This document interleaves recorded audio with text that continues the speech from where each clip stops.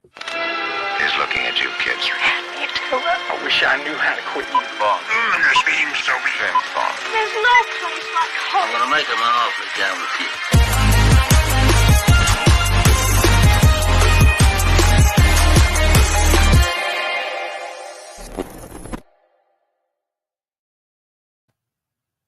Hey, and welcome to another episode of Gone with the Wind. We're here to talk about the actual Oscar nominations that were announced last week, and also we'll be talking about the Writers Guild of America awards that came. But we've got a bunch of special guests here with us. Over here, he's as part of Gold Derby. It's Daniel Montgomery. Daniel, how's it going? It's going pretty well. Looking forward to getting into it all. And also here we've got from last week, we've got Chad. Chad, how's it going? It's going great. Lots of surprises to come out of these nominations. It's going to be really fun to talk about. I'm looking forward to it. Yeah. And last but not least, we've got Dan. Dan, how's it going? Oh, I'm doing good, Malcolm. Just watching a lot of movies and just having my phone and seeing things pop up on my phone and just shaking my head. Yep. And we will be joined a little bit later by Dylan. He's just a little bit held up at work at the moment. But with that, we're going to jump straight into it.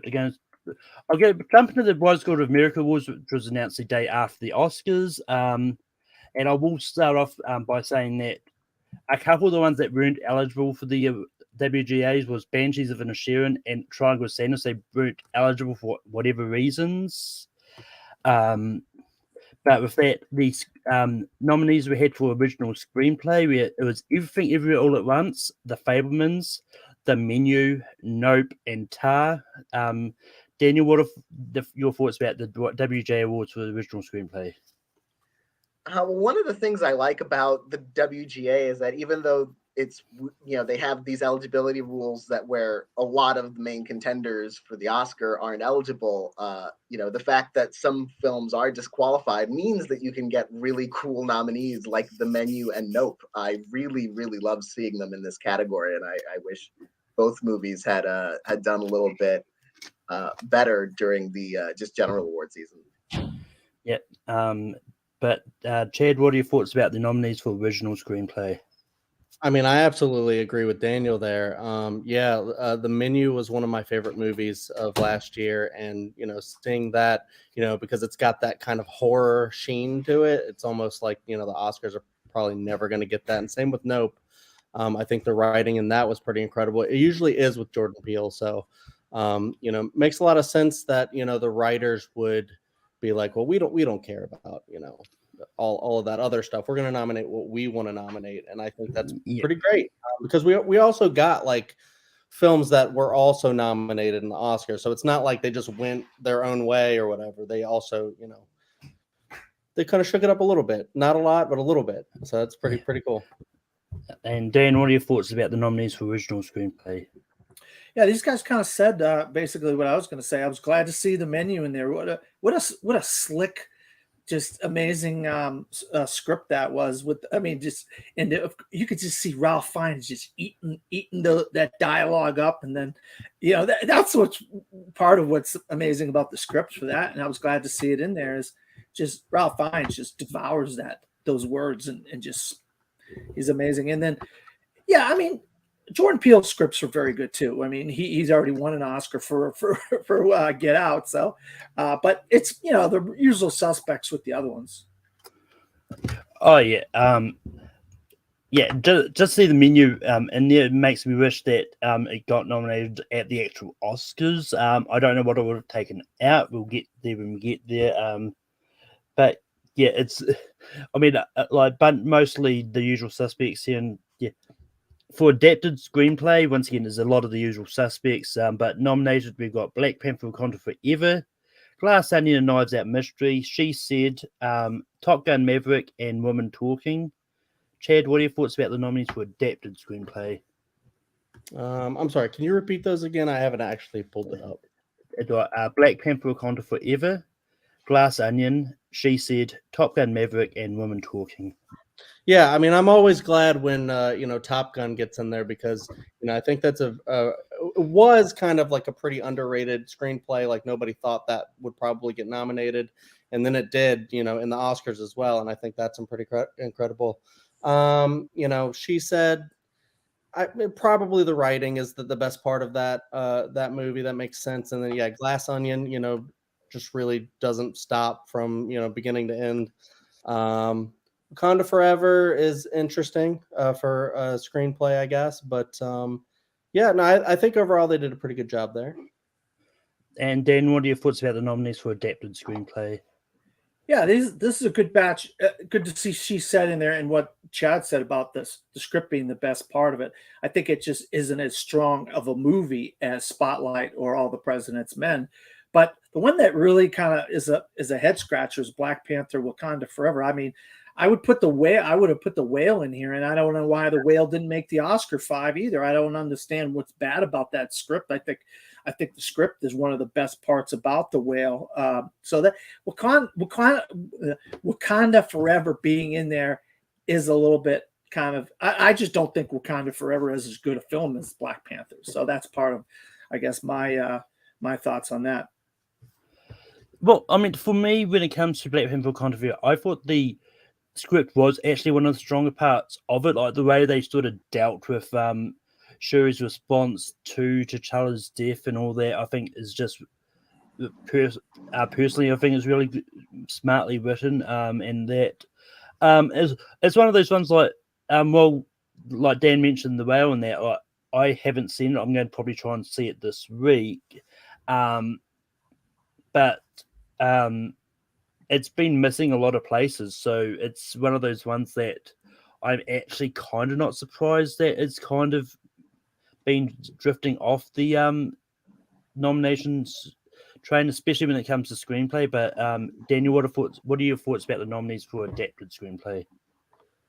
Yeah, The Whale has been missing, and that's been really interesting. At the Oscars, I thought that script would get in when they, got down to it alphabetically, and it was women talking instead, which is a film I love. So but both times for picture and screenplay, I'm like, oh, they're going to announce The Whale now. It turned out to be women talking.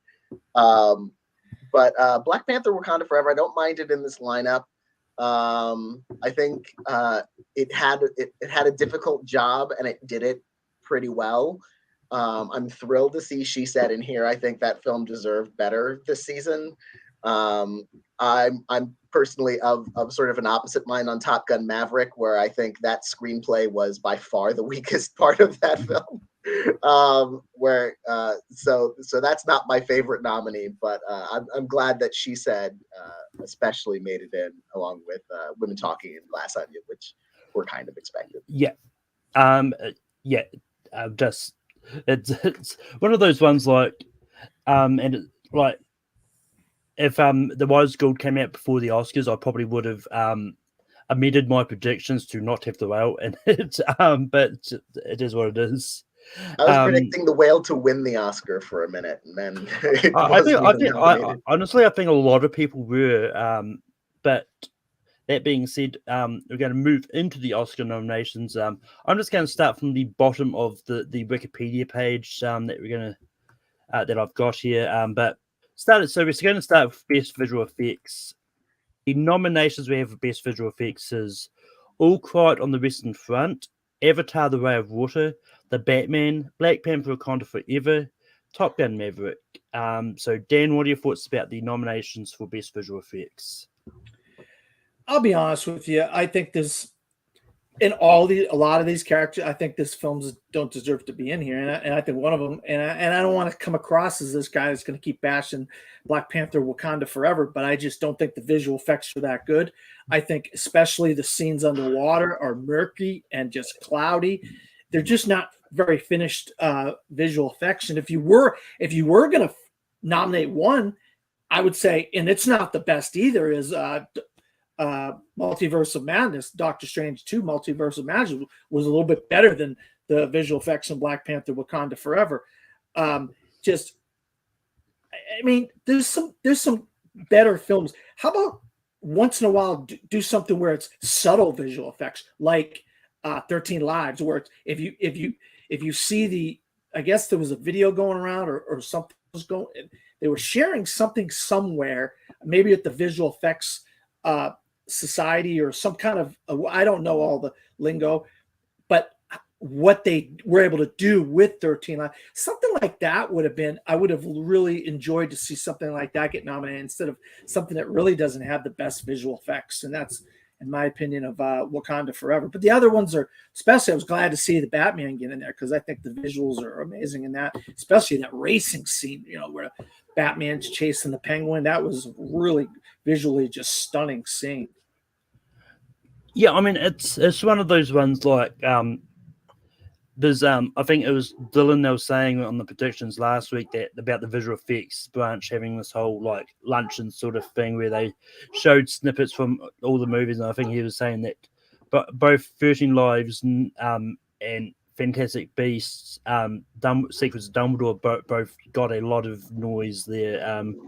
But I think it's just one of those ones like in a way, when it comes to like, so you do still have representations for the Subtle, which is all quite on the Western Front, like Top Gun Maverick, and I'll probably even put the Batman in there as well. Like, well, and like I was surprised to see Black Panther Wakanda Forever in there, but in saying that, with Doctor Strange, there was like, well, it was good, and I think it's deserved to be there over Black Panther.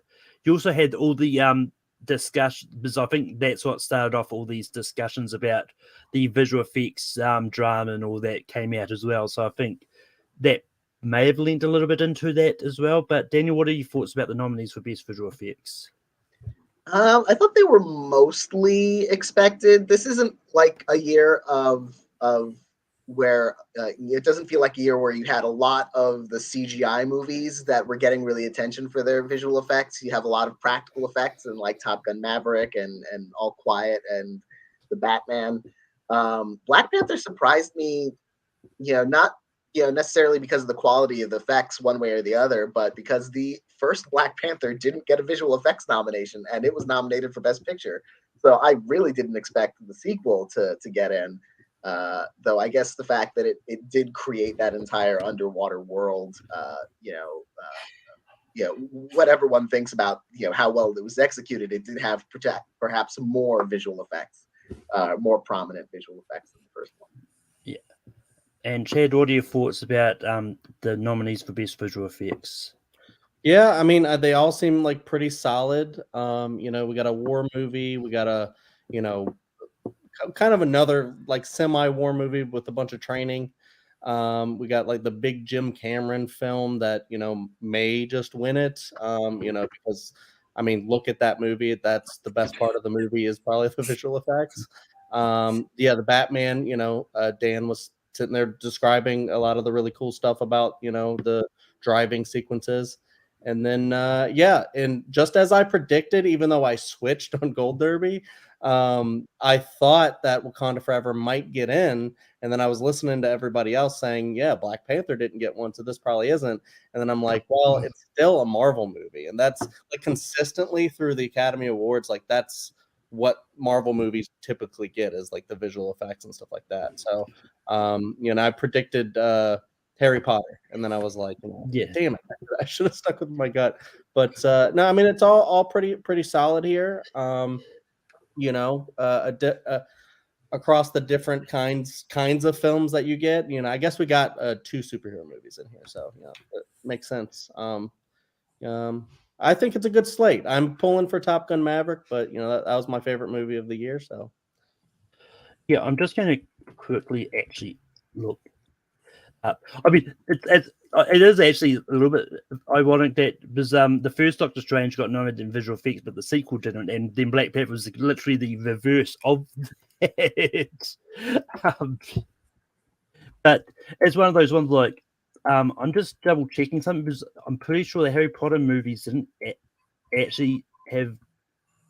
Yeah, so the only Harry Potter movies that actually got nominated for visual effects, you had Prisoner of Azkaban and the 2 Deathly Hallows, but those are the only 2 that got nominated for visual effects. Like, surprisingly, like the other ones kind of missed, so I wasn't too surprised that Fantastic Beasts missed there.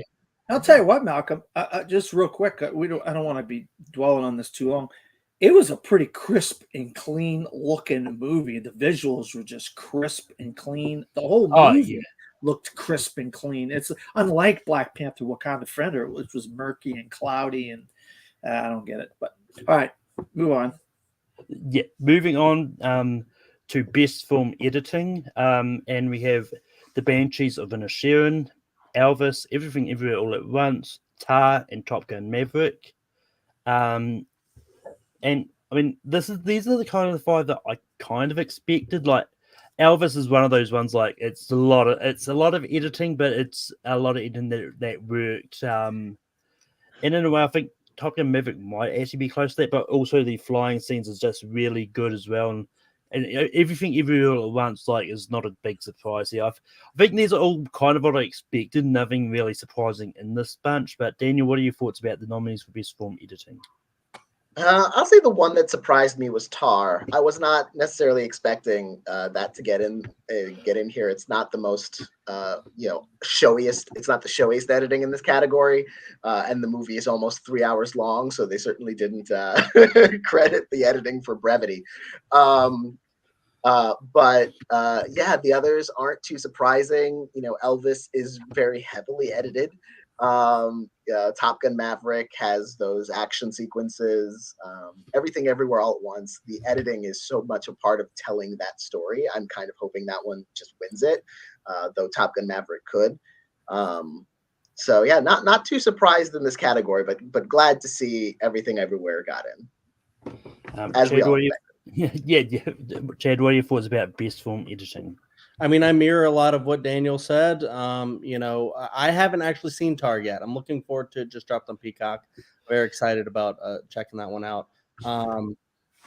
Banshees doesn't also seem kind of like, the biggest editing movie either, but it's kind of cool that it got in because, I just think Martin McDonagh's craft is just excellent in everything he does.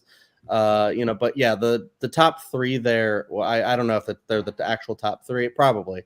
Elvis, Everything Everywhere, and Top Gun Maverick, I think are all really incredible with the editing. Elvis is a Baz Luhrmann movie, and that dude's kind of insane.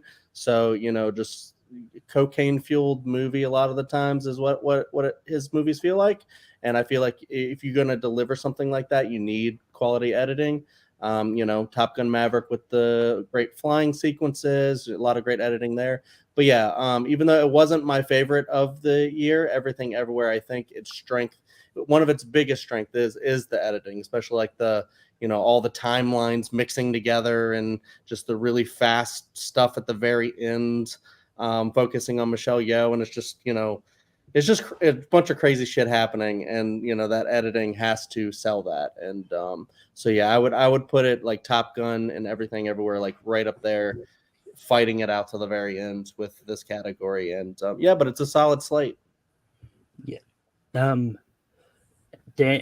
what are your thoughts about best film editing? Yeah, I mean, I've kind of talked about this category a bunch in past episodes, but the very first scene where Elvis is on stage and he's singing, he's gyrating, and they click to they go to the audience and they keep going back, and you start seeing the people start dancing and shaking and back and forth and more. That to me is one of the best edited sequences of any film all year. And of course, I've mentioned Top Gun Maverick, how they had 800 hours of footage and they edited that thing down to what we see in the movie, which, I'm not the biggest fan of Top Gun Maverick, but that is some damn good editing. And maybe this is the award that'll go to Top Gun Maverick because, well, it's not in cinematography, so they're going to give it something. I would imagine this is the token award since they're not going to get the cinematography award. Yeah, I mean, the one I was surprised wasn't here is Babylon. Like when I was watching this live, as soon as they see Banshees, like, yeah, Babylon's missed. So, it's just one of those ones that, like, think the 3 hours maybe. A lot of people weren't happy with the 3 hours. I don't know. But the first two sequences and the crying. The crying for Margot Robbie were damn good edited sequences, Malcolm. You're right, but you brought those up. Those are amazing. Yeah, but moving on from editing, we're going into costume design, and we'd Babylon, Black Panther: Wakanda Forever, Elvis, Everything Everywhere All at Once, and Mrs. Harris Goes to Paris. Daniel, what are your thoughts about the nominations for Best Costume Design? Not too surprising, although Everything Everywhere All at Once getting in was a nice sort of that wasn't an assured nominee, certainly. And as the characters are changing dimensions and crossing dimensions, the costuming is really impressive, the way it kind of combines elements of different things. So I'm glad to see that in there. I think ultimately it's going to come down to Elvis or Black Panther: Wakanda Forever. So we'll see what happens there. I think that's a toss up. I'm interested in seeing which way that goes. Chad, what are your thoughts about I'll go to Dan first. Dan, what are your thoughts about costume design? Yeah, I mean, I was glad to see Everything Everywhere get in there because there are a lot of costume changes when they go to the different dimensions, like Daniel said. But I mean, the changes of clothes that Austin Butler has to wear with Elvis. One of the things that is famous about Elvis is his costumes and his clothes. And wow, what the outfits are amazing in that. Of course, the lady from Wakanda, Black Panther, won her Oscar for Black Panther. So it makes sense that she would be nominated here again. That's one of the. Now, I will say that is one of the strongest parts about Black Panther: Wakanda Forever. But I was just glad.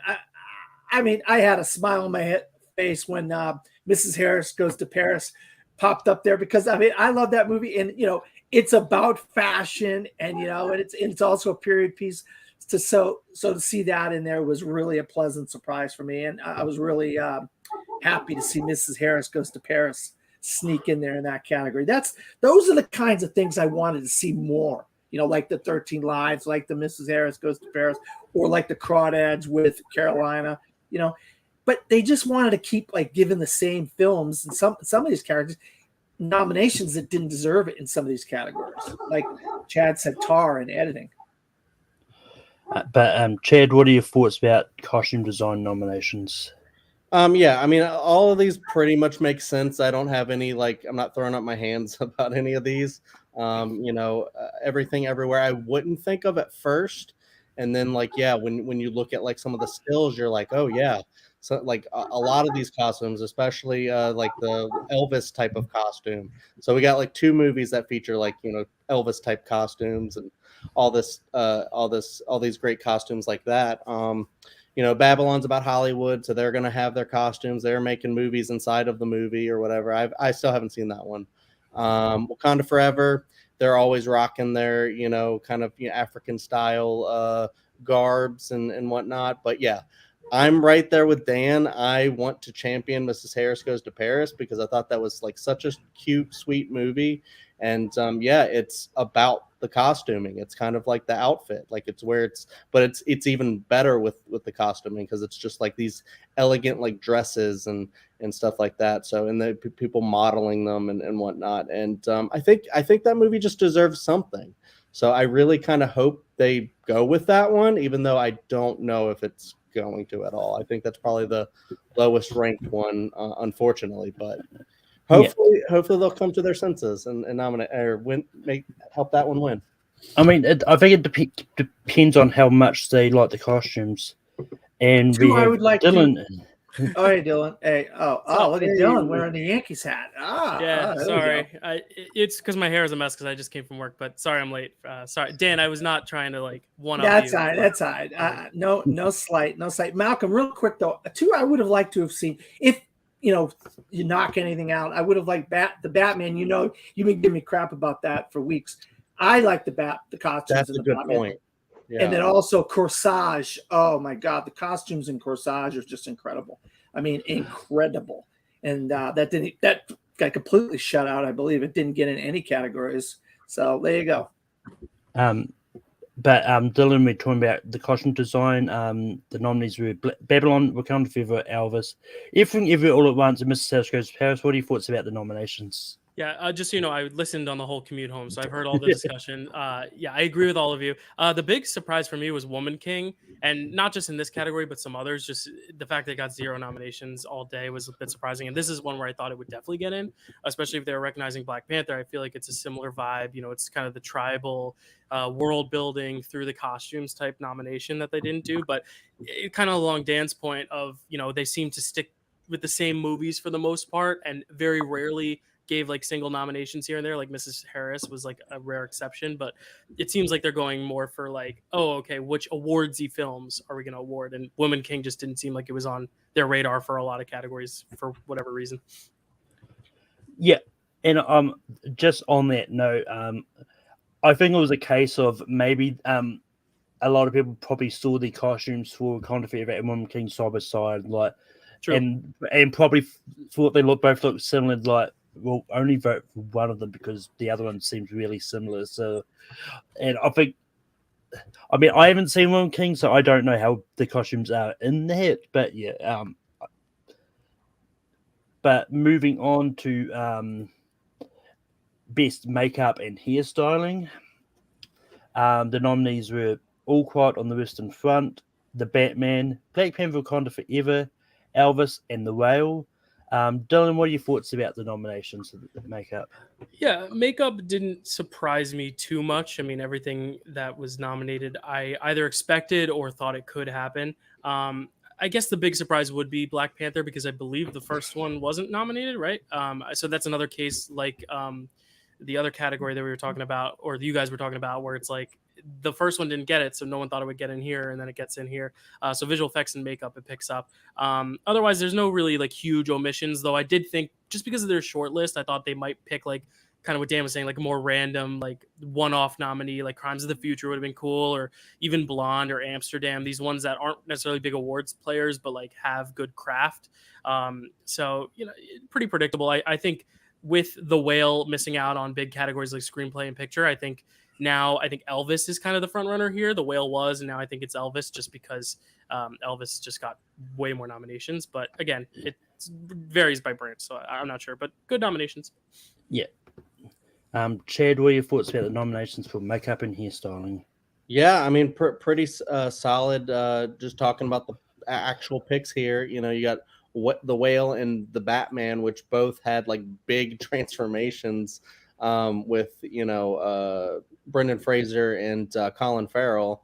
You know, All Quiet, you know, has all the great war stuff, you know, people dying and whatnot, you know, so you got that. And then, you know, Elvis, it's Elvis. So you kind of got to give that one that. And then, yeah, Wakanda Forever. Yeah, and it all just makes sense. So that's really all I have to say about this category. And Dan, what are your thoughts about the nominations for best makeup and hairstyling? Yeah, I just want to say, I don't know what podcast or whatever I was watching. Somebody had complained about there being 3 fat suits in the makeup and hair. And I'm like, look, you can't make Tom Hanks look like Colonel Parker without making him look like Colonel. So he has to have the wrinkles. He's got to have like some prosthetics. And obviously they went, you don't even recognize Colin Farrell in the Batman. So to me, that is some damn good makeup, and it's not a fat suit. You know, I don't perceive it as a fat suit. Now, the true fat suit, if you will, hopefully I'm not coming across the wrong way, is The Whale. But you cannot not. I mean, I heard that somebody was in. I don't know who. If you said it on one of your podcasts, Daniel, or somebody said that they wanted to get a 600-pound actor to play the character. And I'm like, no, you got to get somebody that's an actor to play the role, put him in a fat suit. And I think this is the Gary Oldman blackest, darkest hours all over again, monster all over again. I know I've said it before, makeup and best actor, makeup and best actress, whatever. I think it's obvious here. I mean, I know Elvis is good. It's a lot of people just with all kinds of different hair and whatever. And you made Austin Butler, who doesn't look anything like Elvis, look like Elvis. Plus, he sounds like Elvis, which to me is the biggest thing, that he sounds like Elvis. But yeah, so I mean, I know it's good for Elvis to get in here, but this has got to be The Whale and hopefully Brendan Fraser for Best Actor. Daniel, what are your thoughts about best makeup and hairstyling? Nothing too surprising here, like what everyone has said about it already. I do think I don't think The Whale is a safe front runner here. I think it's The Whale or Elvis, probably one or the other. Elvis is a film that the Academy liked better overall, but The Whale has the most obvious makeup, because it's so central to the main performance. Although, for better or worse, depending on some people have there's been backlash about how the film represents fatness, so that might stand in the way a little bit, potentially, although I'm not sure the Academy is tuned into that really. So I think it'll be one of those two films. I haven't decided 100% which one I'm predicting. Yeah, I mean, it's one of those ones, like, I know that there's a lot of people pushing back on the use of fat suits in anything now, but it's one of those ones, like, if you're going to try and find a 600-pound man to actually play a role, it's like, it's probably not that easy, because I don't know how many 600-pound men there are in the world. But it's just one of those ones, like, you could be looking a long time if you try and do that. But it's also one of those ones, like, sometimes it's healthier to use a fat suit, because you can't expect Brendan Fraser to put on all that weight himself at the same time as well. So I mean, but it's one of those ones, like, I think a lot of other criticisms, but but I'm not getting into that here. For me, the one that surprised me a little bit was Black Panther: Wakanda Forever. Because for me, the makeup and hairstyling isn't that prominent. Like, for me, it's just the one that stands out here. I probably would have put Matilda the musical in here instead. Ironically, for the same reason as the Batman, like, Emma Thompson is completely transformed into Miss Trunchbull, and yeah, but yeah, I mean, it's one of those ones, like, while yes, there's a trend that the best actor is tied with best makeup, but trends are made to be broken, so this could be the year that is broken. So especially if they focus more on the hairstyling part, in which case Elvis, I think, has it here a little better. But moving on from makeup and hairstyling and going on to cinematography, and here we've got All Quiet on the Western Front, Bardo, False Chronicle of a Handful of Truths, Elvis, Empire of Light, and Tar. Chad, what are your thoughts about the nominees for cinematography? I mean, this should be all, my thoughts are not secret here. This should be all, like, locked up by Top Gun Maverick, because, like, it was the most breathtaking film from a, like, cinematography standpoint, I think. I think also, like, Banshees of Inisherin could have, gotten a nomination, stuff like that. But with these, I haven't seen Bardo, I haven't seen Empire of Light. Empire of Light is Roger Deakins, so that makes a lot of sense. I can't be mad at that, even though I haven't seen the movie, because I'm sure it's incredible as far as the cinematography goes. All Quiet, it's a war movie. I don't know. Elvis is kind of weird, but I don't know. It's still, like I said, like a Baz Luhrmann movie, so you're either, like, on board with it or not. And I don't know. Yeah. And Tar, I don't know that much about. I haven't seen it, but I'm really looking forward to it. And then I'll have more opinions about the cinematography, I guess, after I see it. So, yeah. Dan, what are your thoughts about the nominations for best cinematography? Well, before this episode started, I had five prepared notes that I wanted to make sure that I hit, and one of them is, what the heck are these people thinking nominating Top Gun Maverick? I mean, one of the reasons what makes Top Gun Maverick a great film is the cinematography. How you see the mountains in the background and the landscapes and everything, and how the cameras. I mean, That movie is breathtakingly gorgeous. Obviously, Roger Deakins, and because I don't want to go back on what I said earlier about Mrs. Harris Goes to Paris, but at least a couple of these I don't think deserve to be on. Bardot was not a good movie, and it didn't. In my opinion, it didn't even be in any. You're telling me there's The Woman King and other things that didn't even get a nomination or anything, and you're going to nominate Bardot? That movie's an awful movie, in my opinion, and I hate it. I can't. When that popped up, I was like, "What the heck is this? No Top Gun Maverick? You got Bardot in here? Are you kidding me? This is ridiculous." And I really enjoyed Empire of Light, and one of the things about it is the cinematography, but it hasn't been getting anything anywhere. Nobody has talked about Empire of Light. So what's the point of putting in Roger Deakins now? Why not give it to Greg Fraser, which to me is an absolutely phenomenally looking movie in a 7 Zodiac vibe type of thing going on. And I'm like, he just won the Oscar, and he does this movie, Batman, and it's just an incredible dark noir looking film. And that to me is a whole nother kind of cinematography that I thought really deserved to be rewarded. I would have kicked out Empire of Light and Bardot and put Batman and Top Gun Maverick in there if it was me. Daniel, what are your thoughts on cinematography? One of my favorite nominees in this category is Bardot.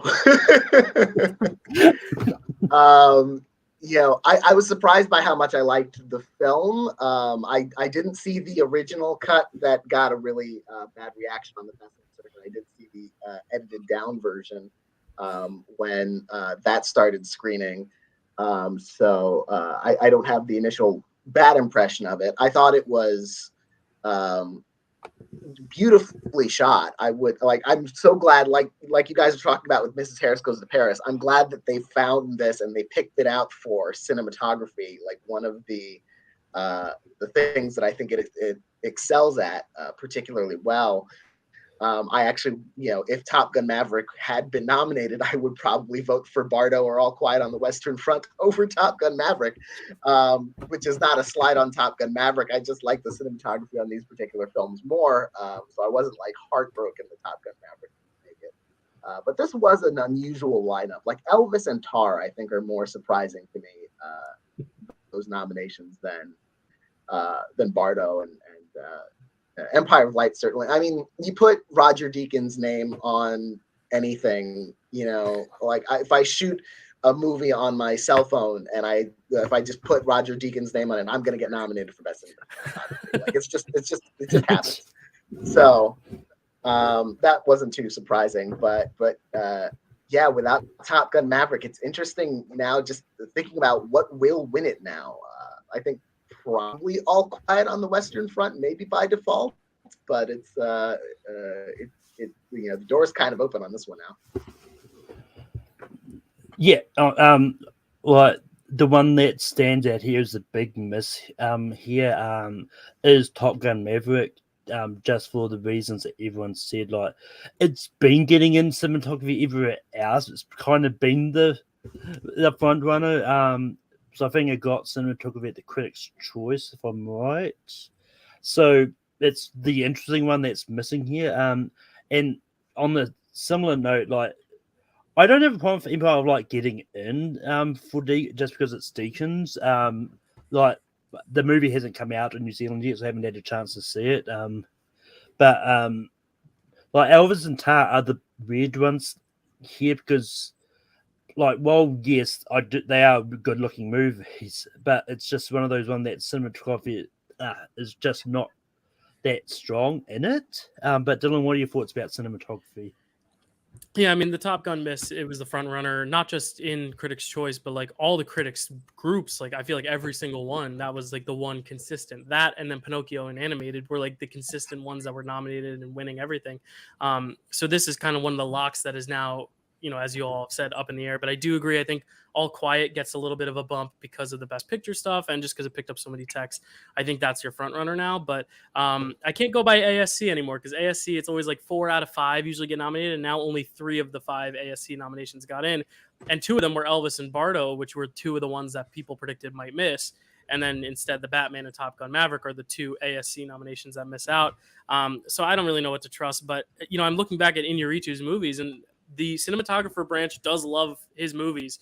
Revenant won and Birdman won. So, I mean, I think the Bardo nomination might be surprising given the quality of the film itself. But I think cinematographers, when you're looking at this branch specifically, they seem to favor his films a lot, even though it's a different cinematographer. But, I'm not that surprised by that nomination only because his movies are a big hit with that branch specifically. But yeah.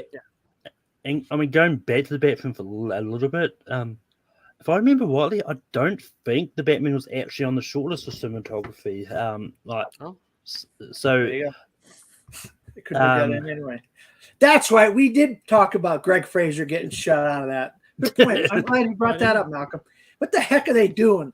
What are they doing over there in the cinematography branch? Are they going to start getting the same reputation as the documentary branch?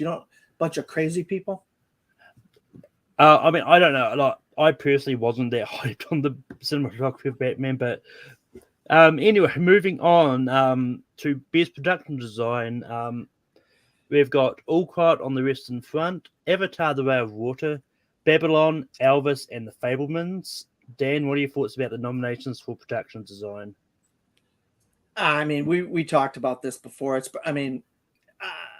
Probably going to go to Babylon. I mean, the fact that they're making it's a movie about making movies, and you're seeing all this stuff in the background. The first two sequences in that movie are just incredible. How they're able to do those sequences is just incredible. And I mean, talking about the one nomination type of thing, I don't know how many Babylon got, but this I could see winning this category. I mean, some of the other ones, Fabelmans. I know you're a fan of the production design and the Fabelmans, Malcolm, but I just and they reproduced Steven Spielberg's house and all this kind of stuff.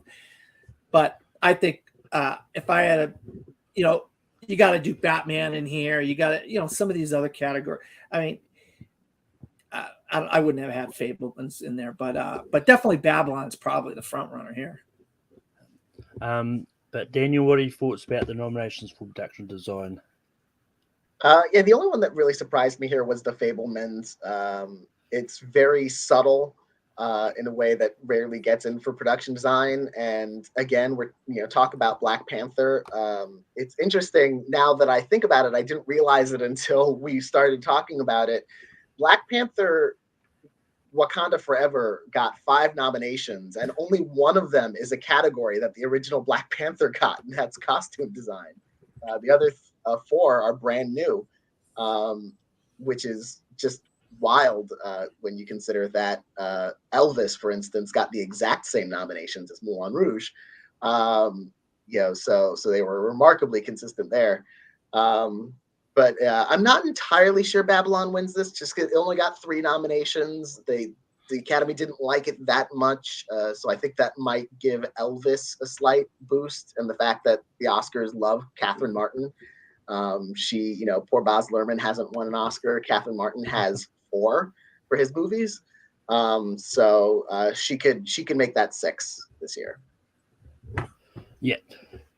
I mean, this is kind of the bunch that I was expecting. I mean, the one that I'm a little bit surprised to get in, just because I just went back through the production design history, and like Fantastic Beasts, Secrets of Dumbledore, I'm surprised didn't get in, because like the Wizarding World movies have actually done a lot better when it comes to the production design categories as opposed to the visual effects, weirdly enough. But other than that, like, I don't have too much of an issue with these ones, because like even with the Fabelmans, just like the recreating of the greatest show on earth itself thing just by the train, I think is good. And I think just recreating some of those locations of that time, I think is a really good achievement and all that.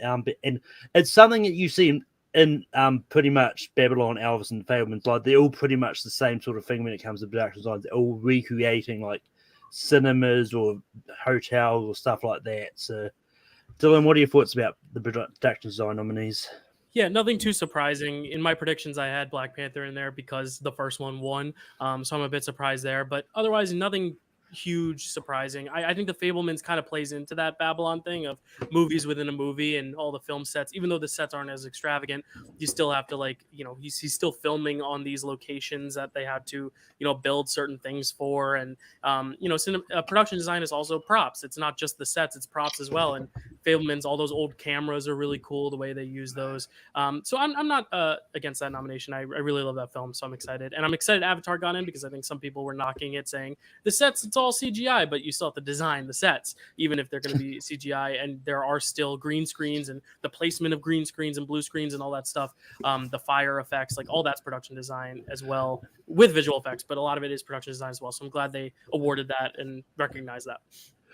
Yeah, no, it's funny. Like a lot of people were knocking Avatars, like, well, Pinocchio has been one that's been popping up a lot of production design. Yeah. So I mean, that's pretty much the similar type thing. Like it's also CGI, but on the most part, or animated to most part. But Chad, what are your thoughts about the production design nominations?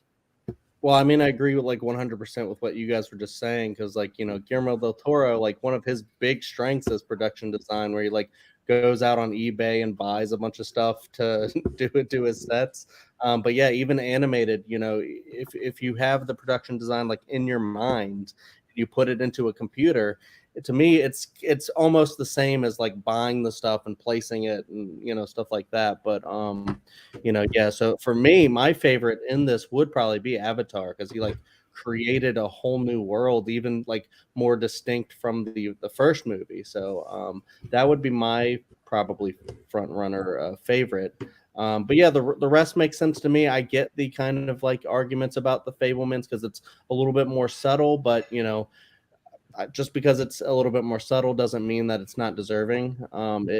Babylon and the Fablemans are both about making movies. I'd pick the Fablemans over Babylon any day of the week for any award. So, and then yeah, the war movie makes sense. Elvis makes sense. So recreating, a lot of stuff from his time and whatnot. So yeah, I mean, it all makes sense. There's nothing that I'm sitting here wishing would have made it, really. So yeah. But moving on to best sound, which ironically the sound led into that. But we've got All Quiet on the Western Front, Avatar: The Way of Water, The Batman, Elvis, and Top Gun Maverick. Daniel, what are your thoughts on the nominations for best sound? Nothing too surprising here. I kind of thought, Everything Everywhere All at Once would be that kind of best picture front runner that would get that sound nomination too. So I was a little surprised to see it miss, but honestly, it was on the bubble anyway. So none of these are that surprising. They're all big, loud, flashy movies. The All Quiet on the Western Front is continuing that tradition of The Quiet Place, where if you reference what things sound like in your title, then you can probably get a nomination. Sound of Metal also.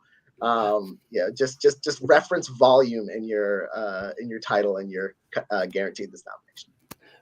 The Sound of Volume, cinematography by Roger Deakins.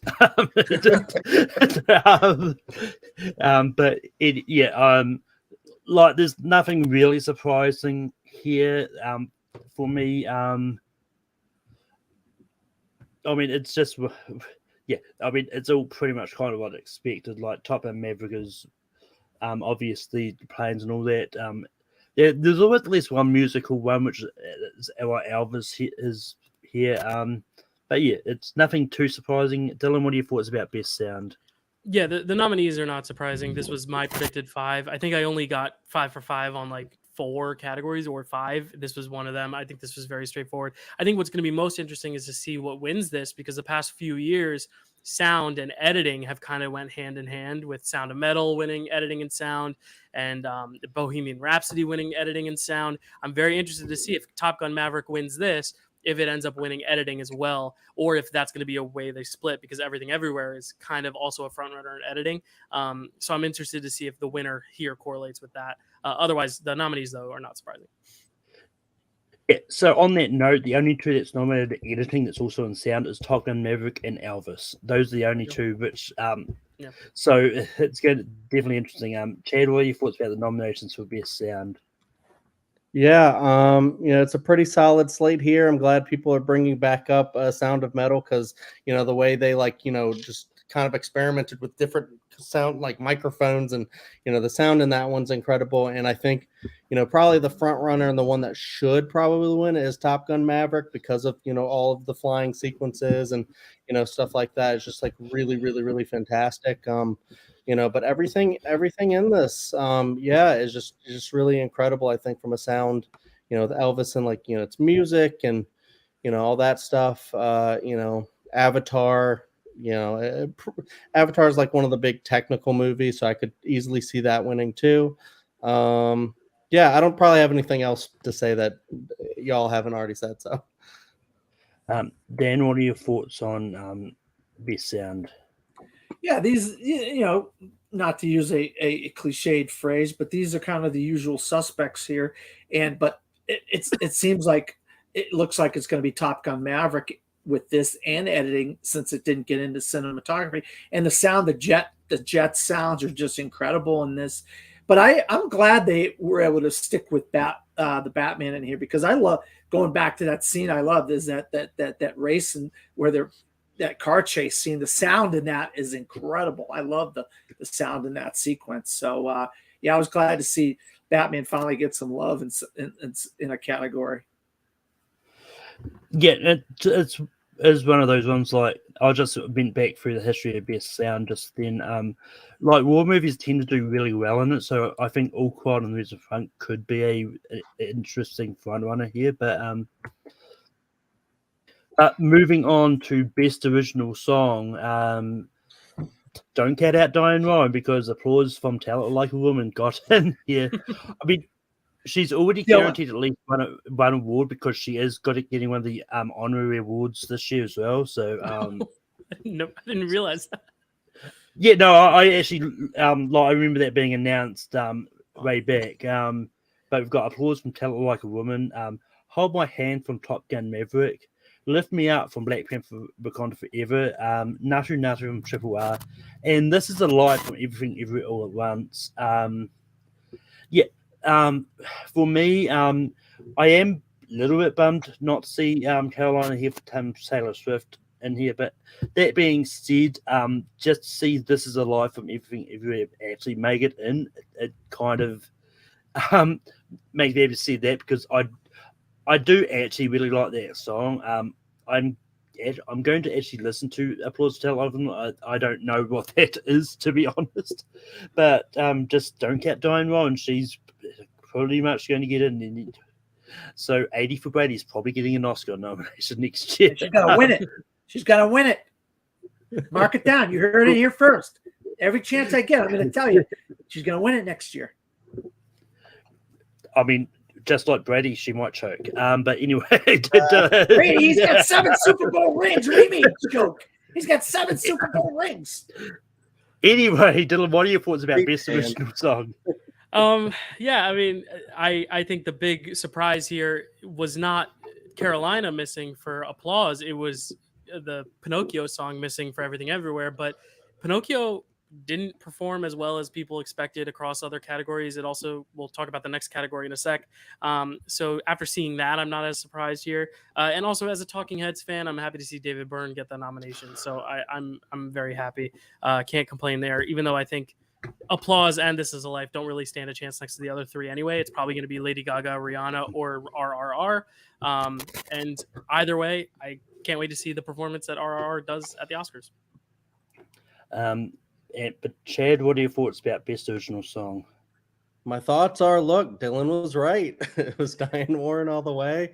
Kind of sad to see it, because even though I think she writes good songs, but in my opinion, they're never like truly like great to me. Like, they're always kind of like that 5th spot that I always, when I'm going in a ranking. But this is one of my favorite awards things to actually like go through because you can sit there and make a playlist of like all these things and just like compare them to other years, compare them to, you know, each other in this year, or songs that didn't make it. And I think it's so fun to do. I think RRR is probably the front runner here. I think that song is incredible. It's so well done in the movie. And you know, I don't know what that is, but yeah. Then you have, you know, like Dylan brought up David Byrne, and then I love when I have like artists that I just love outside of movies make songs for movies, and then I get to root for them in that. So David Byrne's definitely one of them. I love Talking Heads. I love David Byrne just in general.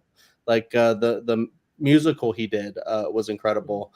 So he's just a really great songwriter in general and writer. I kind of wanted to see, and I predicted it, and I missed New Body Rumba because I love LCD Sound System, and I just thought that was so incredible in the movie at that end sequence in the supermarket. Spoiler alert. You know, I just kind of really wish that, you know, and Chow Papa missing, like I am surprised because that just felt like a big Oscar song to me. Like even so much so that like watching that movie, I loved Everything Is New to Me more than Chow Papa. Yet I was like, well, Chow Papa is definitely the one that if they're gonna nominate one from Pinocchio, it's gonna be that song. You know, because it just sounds like an Oscar type of thing. But yeah, they didn't go with it. But yeah, everything else here is pretty great. I love the Wakanda Forever song, the Maverick song. But yeah, I'd be rooting for RRR all the way. And I also can't wait to see that sequence because the whatever they do at the Oscars, because it's going to be incredible, just like the movie was. Yeah. But Dan, what are your thoughts about Best Original Song? Yeah, I mean, Carolina. I would have liked to have seen Carolina in here. The song from Everything Everywhere All at Once didn't resonate with me, but I'll tell you, in a movie I did not like at all, White Noise, I'm right with Chad. That song, having before you guys got on here, Chad, Daniel and Malcolm and I were talking about. I got a playlist. I have a Spotify playlist, and one of the guys in my guild he set this up. So for weeks and weeks, all I did was listen to all the potentially nominated songs, and I heard that White Noise song over and over and over. But Chow Papa was a big surprise. I mean, I wasn't look. I don't know if the Academy got boxes with a CD of the Chow Papa and a CD of the score or not, but I know all the critics that I know got a box of a Pinocchio box in the mail, and we got CDs of both of them. So we got to listen to the song and the score from that film a lot. And so maybe next time Pinocchio give boxes out to the Academy instead of all the critics, because those are the people you need to get your vote from. But I'm just still bummed. I mean, I don't get it. I don't get it. Why did people like Daniel? I would like a comment from you on this. Why don't people like Lao Lao Crocodile? What was it about Lao Lao Crocodile that people didn't like? I freaking thought those songs from that movie are fantastic. I mean, I don't have much to say about Lao Lao Crocodile. I haven't actually seen that one. Right. So I'll take your word for it that the songs are really good. They are. I just don't get it. I don't understand it. Shawn Mendes, this guy's got the voice of an angel. How does he not get one of those songs in there? I just don't get it. Take a Look at Us Now is perfect for the Academy Awards. I mean, look, it's I think, as I've said before, I think with Lao Lao Crocodile, that there's a movie that just kind of came and went. Like, I don't think anyone. Like, I think it's just a case of the Academy just didn't remember it that came out. I don't know. Like, there's obviously a reason it just didn't resonate with anyone. But Daniel, what are your thoughts on the nominees for Best Original Song? Yeah, the surprise for me here was This Is a Life, because I figured Applause was getting in for Tell It Like a Woman.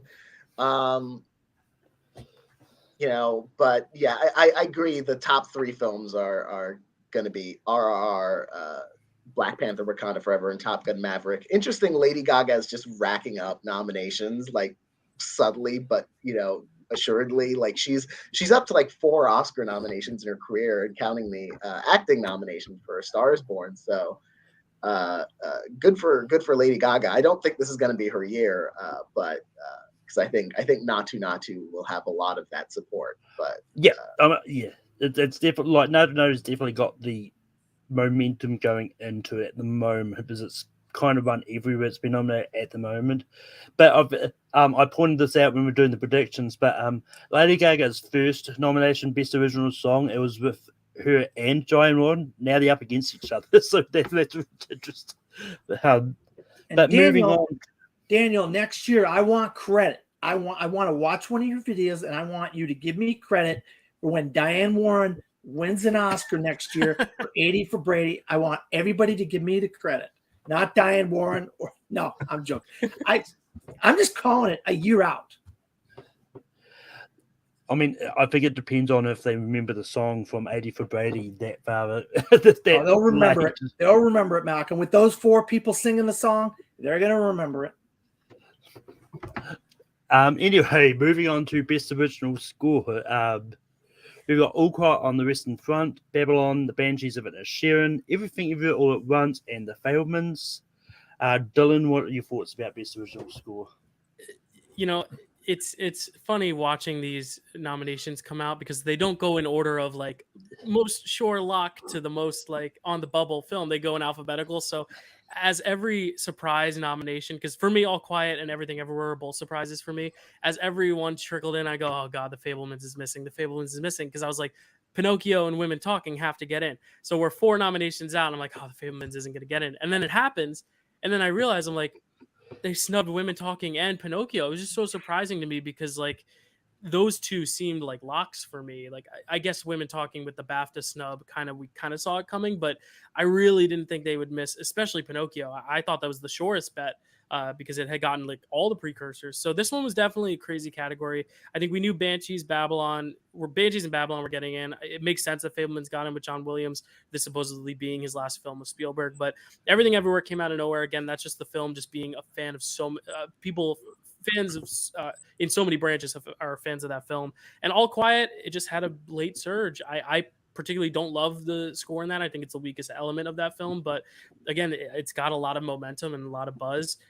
Pinocchio, though, as soon as it missed score, I was like, oh, it's probably not going to get song either. And then it didn't get song, and then I was like, wait, is it going to miss animated? And it didn't. But bad day for Pinocchio. It was expected to get 3, only gets 1, and this is one of the big misses, I think. And then Women Talking, this was the one where I was like, it's not going to get into Best Picture. So this was a wild category. It kind of sent my brain in a lot of different places. But great scores, though, out of the ones that are nominated. Chad, what are your thoughts about Best Original Score? I mean, it's not the same as Best Original Song for me. Like I sometimes will go and actually make an effort to listen to scores and stuff like that. I didn't really do that this year. I still haven't seen Babylon. Is the only one I haven't seen. But I think probably like the top 2 would be Babylon and The Fabelmans, because I've heard so many great things about Babylon. The best thing about it is the score from Justin Hurwitz. But then it's also very hard to bet against John Williams. So I still say he should have won back in the day for Sorcerer's Stone. So I'll die on that hill.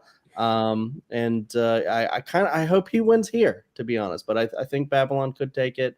None of the scores really, I don't remember them like too much to really have much of an opinion, other than I'd give it to John Williams. Dan, what are your thoughts about Best Original Score? It just seems like there's like 2 snubs in a lot of these categories, and how do you snub Desplat and Hildur Gudendottir? I mean, two of the best scores of the year, and then what happened to Michael Giacchino for Batman? I know you'll probably give me crap about that, Malcolm. You always want to talk down about Batman, but that is an amazing score in the Batman, and I just don't understand what why people don't think that is a great score. And I think it just hits you over the head. It's just so, I mean, pulse pounding and just fantastic. And I just some of these decisions are just head scratching to me. I mean, it's probably going to go to Everything or Banshees more than likely. Right? Those two are in here, right? Mm-hmm. Yeah, Everything Everywhere and Banshees are both in here. Yeah, that's probably going to go to one of them too. John Williams, this isn't one of his best scores that he's done. I think that it's a token. Hey, John, we remember you from all those years. You did have great scores, but it's going to go to one of the big shots, big Banshees or Everything Everywhere All at Once. I think now that you have Desplat and Hildur Gudendottir out of there. I think with the Batman, it was like, is this score or is this still Nirvana playing? I can't tell. So maybe it was. Well, Malcolm keeps wanting to bring up the French song that's in there, and they can't differentiate between the score and the French song that's in there. Malcolm keeps. Well, that's why Tar was disqualified, because there's so much classical music. It's like how much of the actual score is the score, and that's why I also thought Hildur would get in for Women Talking, is because they couldn't nominate her for Tar, so now it's kind of like you award her for Women Talking as a way of nominating both. There you go. That's what seemed obvious to me. Daniel, what are your thoughts about Best Original Score? Other than being a little surprised by All Quiet on the Western Front and Everything Everywhere All at Once being nominated, I don't have strong opinions on this because I watch movies and I'm very score blind. They work very subliminally on me, where I like, oh, this film had an incredible effect on me, and I will remember not a note of the score. So of these, the only one I've listened to on its own since is Everything Everywhere All at Once. So I think that, and I think that one is deserving. I'll have to, as the weeks leading up to the Oscars go by, take the time to listen to each of these individual scores. This year didn't have a Dune, so there you go. Yeah, I'm also very score blind.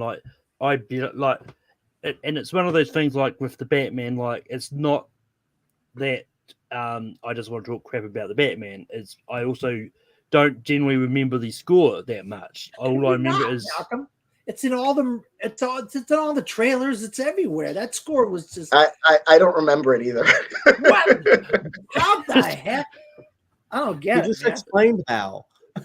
But I mean, it's one of those ones like, well, yes, it's in all the trailers and that. I haven't seen the Batman since it was released back in March. So I mean, so the score obviously didn't sit with me that the whole time. But it's one of those ones like, but for me, All Quiet getting in and everything, though, surprises to me. Because I thought for sure, Pinocchio and Women Talking were definitely getting in. But that being said, I don't hate the fact that Everything Everywhere got in, because I do. That's one of the scores that I do actually remember a lot, ironically. But Dylan, what are your thoughts about Best Original Score? I started, so yep. But I can give you more thoughts, but I don't really have any. Justice for Pinocchio, Justice for Women Talking. Thanks for being on. Justice for Women King. Woman King was a very good score as well, and Blanchard gets in sometimes in a surprise and didn't. Good point. Good point. But yeah. Also, just as a random sort of thing, does anyone know what John Williams' first score he was nominated for at the Oscars? Oh, Dylan. Is it Fiddler on the Roof? It is not. Oh, okay. The Fiddler was the first win. First win. Gotcha. Then I don't.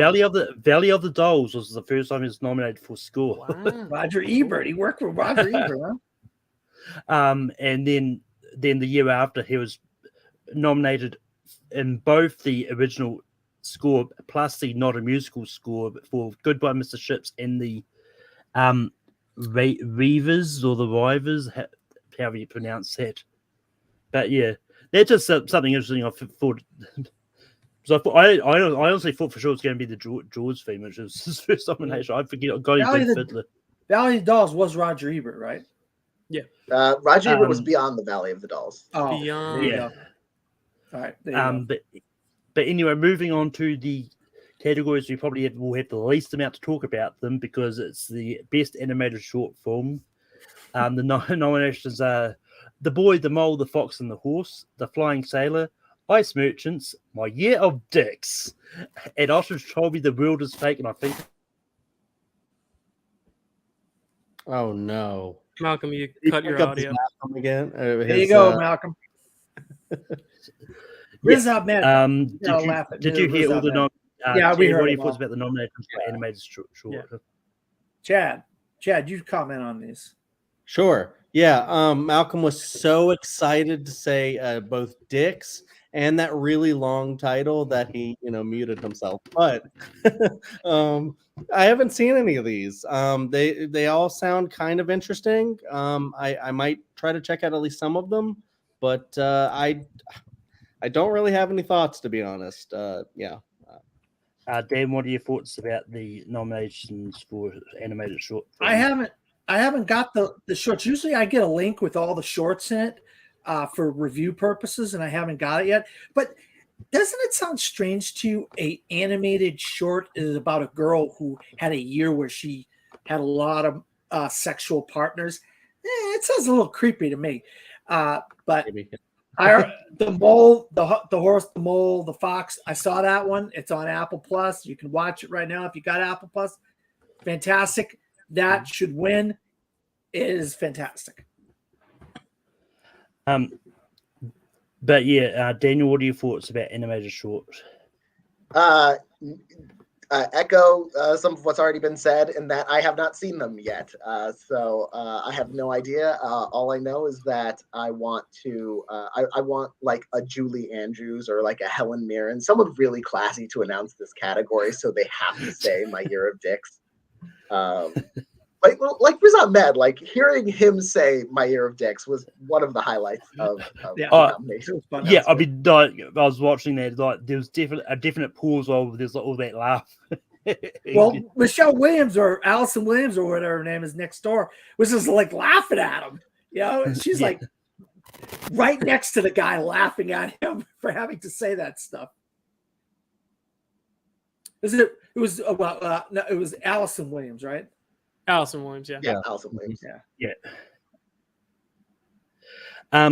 But yeah, like I'm the same. Like I haven't got around to actually watching these. Like The Boy and the Mole was on Apple TV Plus. I'll probably get on that. And I did. And My Year of Dicks is on Vimeo. And I'll put a link in that chat to that one. Once we get off here. But Dylan, what are your thoughts about animated shorts? I'm echoing everyone else too. I haven't seen any of these, and spoiler alert, none of the other categories either. I usually wait till closer to Oscar season when they release them all at once in the theaters. But what I do like about it is that all of these shorts are, except for The Boy, the Mole, the Fox, and the Horse, like 10, 15 minutes long.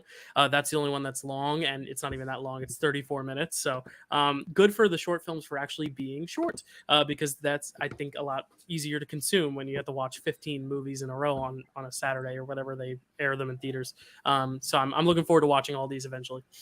Yeah, because I think the rule for short films is they have to be less than 40 minutes, because I think if it's anything more than 40 minutes, it counts as a feature film. Right. I think something like that. Yeah, because we, as a guild, Malcolm, not to cut you off, but in my guild, we had to vote on whether 45-minute to an hour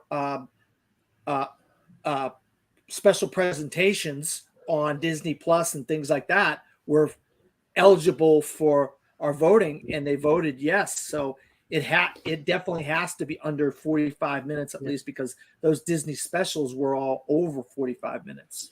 Yeah. Disney So it's nice I was going to say, it's nice that this animated category now is only like 10-minute shorts. So it's like 40 minutes total to watch 4 of the shorts, which is cool. Yeah. And then the other one is like 30. So that's cool. Yeah.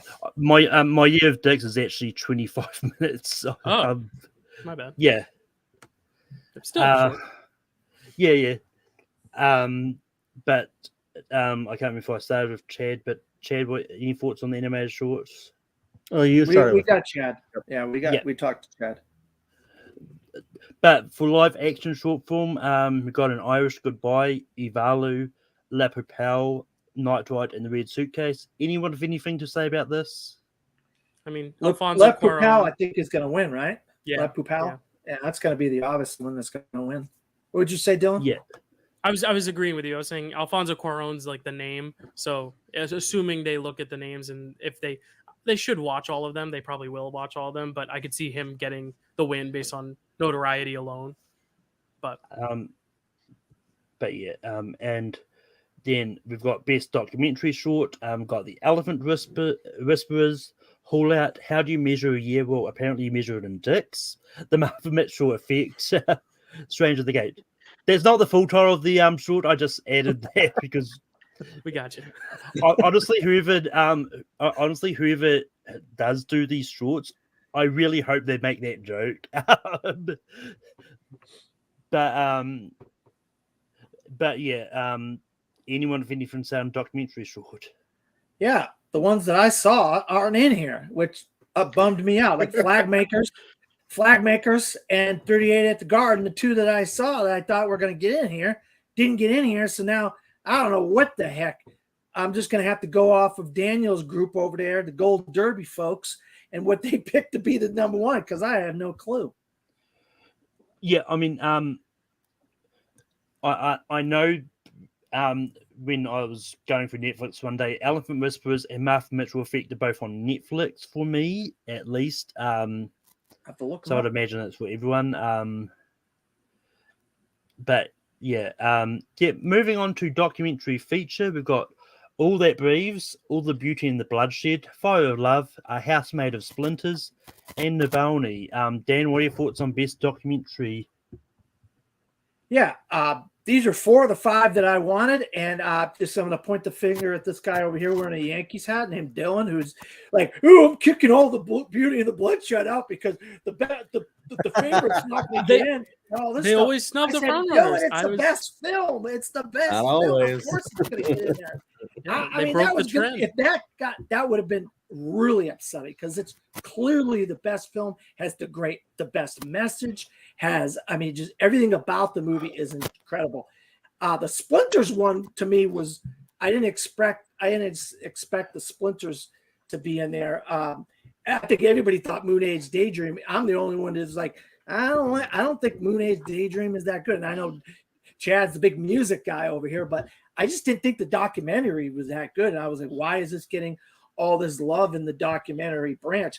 And then the one that didn't even make the long list or the short, whatever, which one you call, is a Goodnight Oppie, which was ridiculous why that didn't get in there. I mean, that to me was already the snub. So I was like, True. well, if they snub All the Beauty, this is ridiculous. They need to overhaul this branch. But I mean, going back to my buddy Sean, who's the editor of one of the sites that I write, they used to have all the guys in a room, right? And they'd all have like a clicker with a light on. And I guess if you didn't like it or something or whatever, you would click your light. And if all the lights were on the screen, they'd get rid of that one. And that's how they voted on documentary years and years ago. They've overhauled it since then or whatever. But this is all that's the how they beauty snubbed Hoop Dreams. Yeah, which is ridiculous. But I don't know what Daniel, that what do Go ahead. Daniel, what are your thoughts on documentary feature? Not too many. I've only seen 2 of these so far. I've seen Fire of Love and Navalny. I predicted everything here but A House Made of Splinters. That was the one surprising one in terms of predictions for me. But right now I'm going with Fire of Love to win, but I could, easily change my mind as we see other guilds and events announce their winners. Those are great films, though, aren't they, Daniel? Yeah, Fire of Love and Navalny are fantastic. Yeah, I'm a sucker for documentaries, though. So like almost every documentary I see will be like at least 4 out of 5 stars for me. Well, wait till you see All the Beauty and the Bloodshed. You're gonna love it.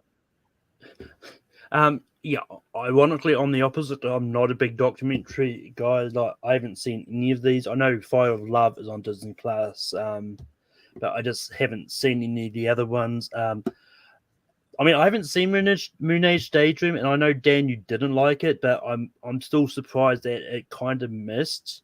So I It's kind of not a thought that bad doc, Malcolm. It's not a bad doc. It's Yeah. just cloudy in the kind of the visuals of it are kind of like really murky, kind of like Wakanda Forever in a lot of ways. That's all I'm saying. I actually liked it. It just is kind of weird looking. Well, yeah, what I was about to say is, like, I haven't seen it, so I can't judge it. That could have been the style that whoever made it wanted to go for, because, like, I think it's an old documentary about David Bowie. I think he's trying to sort of repurpose it, much like what Peter Jackson sort of did with the Beatles and World War One. They shall not grow old. Yeah, they fantastic. shall not grow old, which once again should have been nominated documentary, but it wasn't. But Dylan, what are your thoughts about documentary? Yeah, I will say, Dan, you were right. I will take back my words, because I always think they snub the front runner. I mean, Dick Johnson is dead. Last year they snubbed The Rescue. I mean, they snubbed the front runner almost every year. So I thought that might happen. But Dan, you were right. It was Goodnight Oppie in the short list that was like the big snub. But I'm gonna make like a Dan 80 for Brady play right now, and I'm gonna say I predict next year Beyond Utopia will be our documentary winner, because I watched that at Sundance literally yesterday and it was sublime. So, What is that about? it's about North Korean refugees trying to get to South Korea, which is really interesting. Ooh, I can't wait to watch that. Yeah, I love and docs. Chad, I what love and Chad, what are your thoughts about these documentaries? Yeah, I heard nothing but great things about Beyond Utopia from Dylan, so I'm actually really excited to check that one out. I do really love a good, great documentary, and I'm kind of like along the same lines as Daniel, is like, you know, unless it's just really terrible for some reason, you know, and I learned something, you know, I kind of like will really just like give it like high mark. A lot of the time, I thought maybe I was the only one on that, but oh Lord. Everyone else is hearing that, right? All right. Yeah, I'm hearing you. Okay. Yeah. So with Moon Age Somebody's Daydream, got bad static. with Moon Age Daydream, since Dan shouted me out as like a big music bro, which is true. You know, I thought the visuals were pretty great in that. Except, you know, I was kind of expecting more music, but it was interesting because it like explored like a different you know, avenue of David Bowie. Like, it's not just David Bowie, the musical artist. It's like he's just an artist in general, and talking about his life and his travels and stuff like that, which I thought was like really an interesting take, even though I went like, I wanted more David Bowie music. But yeah, I am surprised that didn't get in. The rest of these I haven't seen, and I've heard nothing but pretty much great things about Navalny and Fire of Love. So I'm surprised like those aren't the front runners, but yeah, hearing Dan, you know, gush about All the Beauty and the Bloodshed, and just seeing it be kind of like the front runner for such a long time now, that, you know, I'm excited to watch all of these, but I haven't seen any of them. And which, you know, I'm gonna like make like a few days where I just watch all the documentaries, because I love a good documentary. So I want real quick, Malcolm. Has anybody here seen Dope Sick? Dope Sick. No, not yet. Daniel? No, I know of it, but I haven't seen it. Well, okay. Well, Dope Sick is phenomenal. And if you've seen Dope Sick, you're going to probably love All the Beauty and the Bloodshed. But I'm not going to spoil it for you. So, but if you haven't seen Dope Sick, you guys are missing out. I mean, Caitlin Dever, Michael Keaton, just amazing cast. I mean, you just want to strangle Michael Stuhlbarg in it. But that's a whole nother thing. No, moving on to probably the category with a very surprising miss, the best international feature, and the Oscars made it. Muted again, Malcolm. I think you might be the static too. Yeah. Can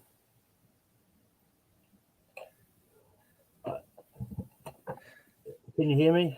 Yeah, we can hear you. Yeah, no, I just unplugged my mic, because that could be where the issue is coming from. But yeah, moving on to the category of the surprising miss, because the Oscars made the decision to leave Park Chan-wook off the ballot. But for Best International Feature, we've got All Quiet on the Western Front, Argentina 1985, Close, EO, and The Quiet Girl. Daniel, what is your thoughts on Best International Feature? Decision to Leave, aptly titled The Decision to Leave, off of the list of Best International Film nominees. That was a surprise to me, but nothing that got in was shocking. It's just, of the films that might have missed, that wasn't one of them that I would have thought. Like I thought maybe EO would be on the bubble, or The Quiet Girl. The other three I pretty much figured would get in. But I haven't seen all the international features yet, so I'm looking forward to catching up on these. But given the way it performed overall, I think it's going to be hard to beat All Quiet on the Western Front here. But it's not impossible. International feature has gone in some weird directions in the past.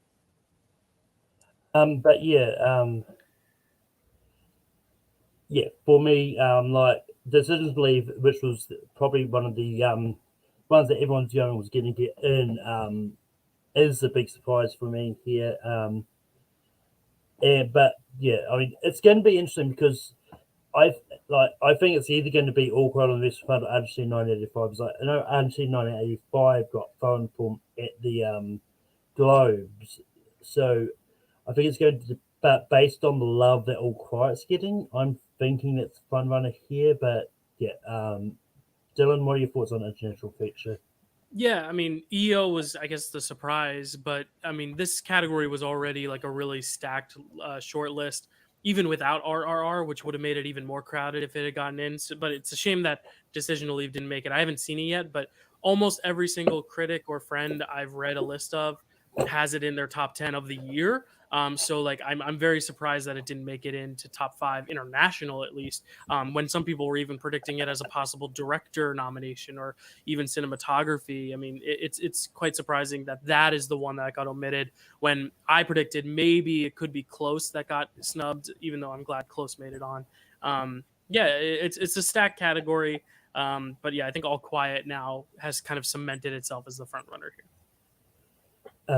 But Chad, what are your thoughts for international feature? I have seen All Quiet. I haven't seen the rest. I really want to. I wasn't like insanely impressed with All Quiet. Like some people were like saying it's like on par or even better than 1917. I don't think that's true at all. And then even like the whole, that's the big kind of talk of the town with this category is Decision to Leave was snubbed. But for me, like, I don't get the love for that film at all. I didn't even like that movie. I'm kind of like Dan wrote like a whole article about Top Gun Maverick, like not being as good as everybody says. That's kind of where I am with Decision to Leave. I was like, I didn't get that film. So I may be the lone on that one. I'm sorry. I'm with you on that one. Okay. I was about to say I might be the lone dissenter on this one because just like Dylan said, I've only heard great things. And then I was watching it and I was like, this movie's confusing as hell. I don't get anything that's going on here. I'm not enjoying it, the characters or anything that's whatever. But like, I don't know. Even though I didn't personally enjoy it as much, maybe I'll have to give it a second watch at some point. It does sound like it's a huge snub. It's almost like if Everything Everywhere had gotten snubbed for Best Picture, over at the International, because that's kind of like the love that it sounds like it's getting. And I'm like, wow, I don't understand, but a lot of people seem to adore that one. But yeah, I'm excited to watch the rest of them because I'm sure they're all great, but I don't know. But Dan, what are your thoughts on Best International? Yeah, I freaking love Decision to Leave, and I think it's one of the best films of the year, bar none. I mean, Have you ever seen, Chad? Have you ever seen Fatal Attraction? No. All right. Well, it's a Korean Fatal Attraction or Japanese Fatal Attraction. I can't remember who. I think it's Korean. Yeah, it's a Korean Fatal Attraction, and I'll tell you what, I think this does Fatal Attraction better than Fatal Attraction in some ways, and the acting is fantastic. It's just a little long. It's kind of long, and I understand why. A lot you could get bored with it because the length is, but EO, I mean, look, I didn't hate EO, and I've seen all these films. The last time I think we talked about this, I hadn't seen Argentina in 1985, but I have seen it. It's on Amazon Prime, so if you guys want to watch that, I have seen them. I just don't understand a movie following around a donkey is one of the best foreign films of the year. I mean, you get rid of Decision to Leave, and not to pick on Chad, but World War I is not a beautiful war, Chad. The visuals, yes, Roger Deakins did the visuals in 1917, and it looked gorgeous. It made that movie look beautiful. World War I, war in general, isn't beautiful. It's not supposed to look beautiful. It's supposed to look ugly and dirty and grimy, and that's what All Quiet on the Western Front looks like. They got it all over their faces. There's blood, body parts on top of people. I mean, there's all kinds of crazy stuff. That's what war is supposed to look like the beginning of Saving Private Ryan, the first 10 or 15, 20 minutes of that film. That's what war is supposed to look like. And I love 1917. It was my number one movie of the year that year. But this, to me, is more of what war is supposed to look like. And it was just rough just to look at what was going on in that movie. And, it's almost 100-year-old remake, which is crazy. You know what I mean? But I think the EO in here is the one that really just going back to the head scratcher thing. I mean, look, I didn't hate the movie, but come on, you can't not put Decision to Leave in here and put EO, a movie about a donkey following a donkey. What is the love with donkeys this year for the Academy? I was going to say, big year. Banshees, Navalny. Yeah, Jenny the donkey and this is like, I don't get it. I mean, I'm not saying they're bad animals. Don't get me PETA. Don't come after me or anything. Anyway, talking about donkeys, we're going to move over to Best Animated Feature. Nominated here, we've got Guillermo del Toro's Pinocchio, Marcel the Shell, Shoes On, Puss in Boots: The Last Wish, The Sea Beast, and Turning Red. Like, with Pinocchio, Marcel, Puss in Boots, Turning Red, those are the four everyone kind of expected. And that fifth spot was one of those ones that was rotating between either The Sea Beast, Window of Wild, stuff like that. So, it's not really overly surprising here. I mean, it's one of those ones I know there's been talk of, does Marcel deserve to be nominated here? Because just for the fact that it's pretty much a live-action hybrid movie where it's the shell going in a lot of live-action types places. I don't know what the rules are when it comes to animated feature and stuff like that, but clearly they thought it was eligible, so it's eligible. So, Dylan, what are your thoughts on animated feature? Yeah, I was going to say, if the Lego movie was eligible, I think Marcel is eligible. I think the humans in the Lego movie are in it about as much as the humans in Marcel. Maybe a little bit more with Marcel, but even then, a lot of it's offstage voices anyway, so it's like you don't really see them. But I think it's a worthy nomination. The Lego movie did get snubbed, though, maybe for that reason. So I was expecting if a snub was going to happen, it would be Marcel. But this was straightforward. I mean, this is another category I went 5 for 5 on. I know Sea Beast wasn't predicted, but that was like my ballsy pick, and it worked. So happy to see it. I think it's a strong category. Few films that I wish had gotten in, some of the more like riskier experimental stuff like Mad God or Apollo 10.5, but I can't be too upset. It's a solid slate, especially in animation itself. I think the craft in all these films is really strong. But Chad, what are your thoughts on animated feature? Well, I mean, I think Pinocchio is the front runner. It feels like the big Oscar movie. Nothing in here is that surprising. Even The Sea Beast isn't that surprising, but I was hoping that that wouldn't get nominated and My Father's Dragon would instead, just because I love the animation style of Cartoon Saloon, and I just thought that's a very sweet movie. Gaten Matarazzo and what's his face from Room. The Sea Beast to me was just like copy and paste How to Train Your Dragon and just nowhere near as good to me. I think a lot of people do like that movie, so I don't know. I just don't think it was for me. Because I love How to Train Your Dragon so much. But Puss in Boots: The Last Wish was my favorite film of last year. It just like hit me like kind of like how Everything Everywhere hit like a lot of other people, or Top Gun Maverick hit me and a lot of other people, I didn't think anything would top that movie, and just, Puss in Boots: The Last Wish just somehow just did. Turning Red was pretty incredible. Marcel, yeah, like I get the debate against it, but Dylan actually sold that point really well too. And I think that's a very sweet, special movie as well. I think Pinocchio probably is going to take this one, but I hope they give it to Puss in Boots: The Last Wish. But Dan, what are your thoughts about animated feature?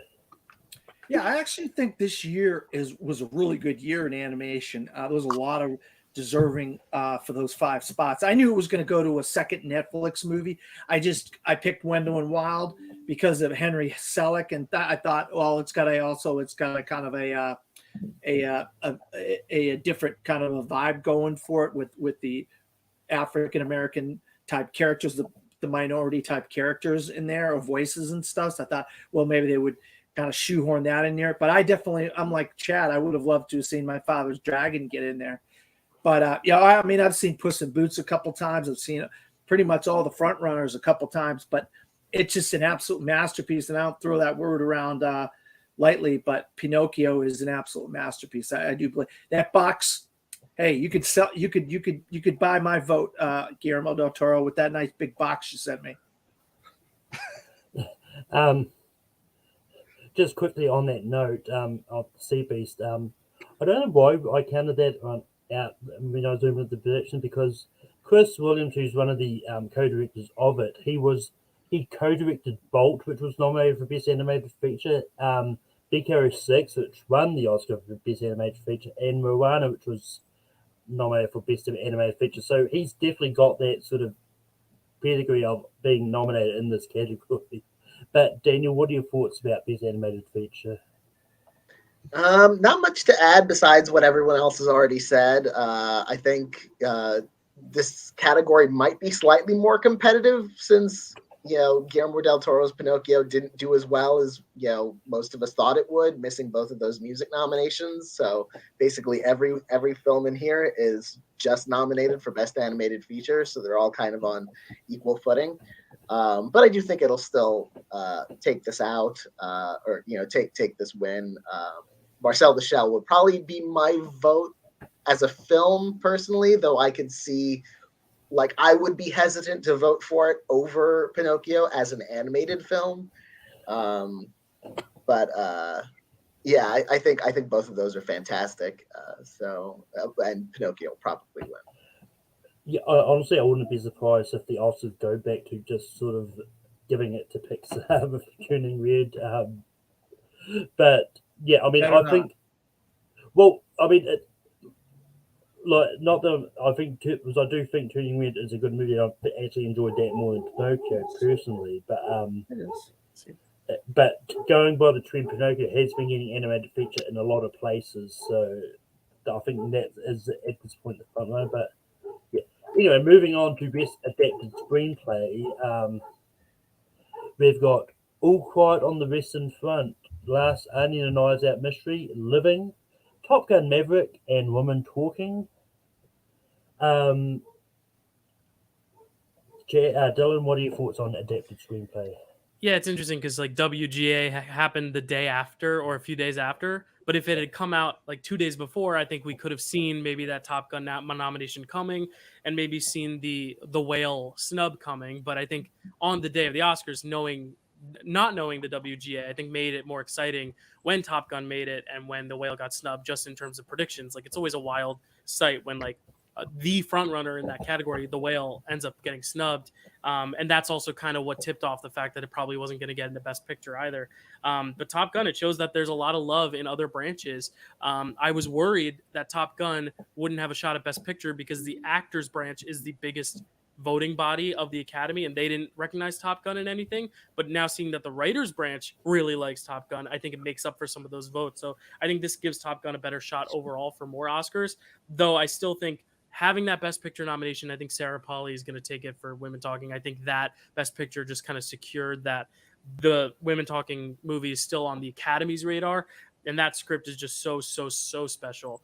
So I'm really excited to see that. Overall, a really cool category. I mean, Glass Onion, a really fun comedy sequel. Living, how do you adapt Kurosawa for an American audience that successfully, and still stay that true to it? Not like Magnificent Seven, or Star Wars, where it was like a total reimagination. Like, this is very distinctly, not beat for beat, but very similar to Ikiru. So the fact that they kept it so, so strong and so special is a really good testament. And then All Quiet, don't love the script, but it got in Best Picture. So not really any huge surprises of what got in, more so surprises of what missed. I thought She Said would get in, but again, it's one of those movies that it seemed like The Woman King. It was like they were just going to snub it all together for everything. But She Said, I was also surprised to see didn't make it. So very packed category. When a few weeks ago I wouldn't say that, but now as it got closer to the Oscars, it seemed like there were more contenders than even in original. So yeah, I like this category though better than the one I was predicting, because earlier I was predicting Glass Onion to miss also. So I like this category, this 5, better than the 5 I predicted. But Chad, what are your thoughts on adapted screenplay?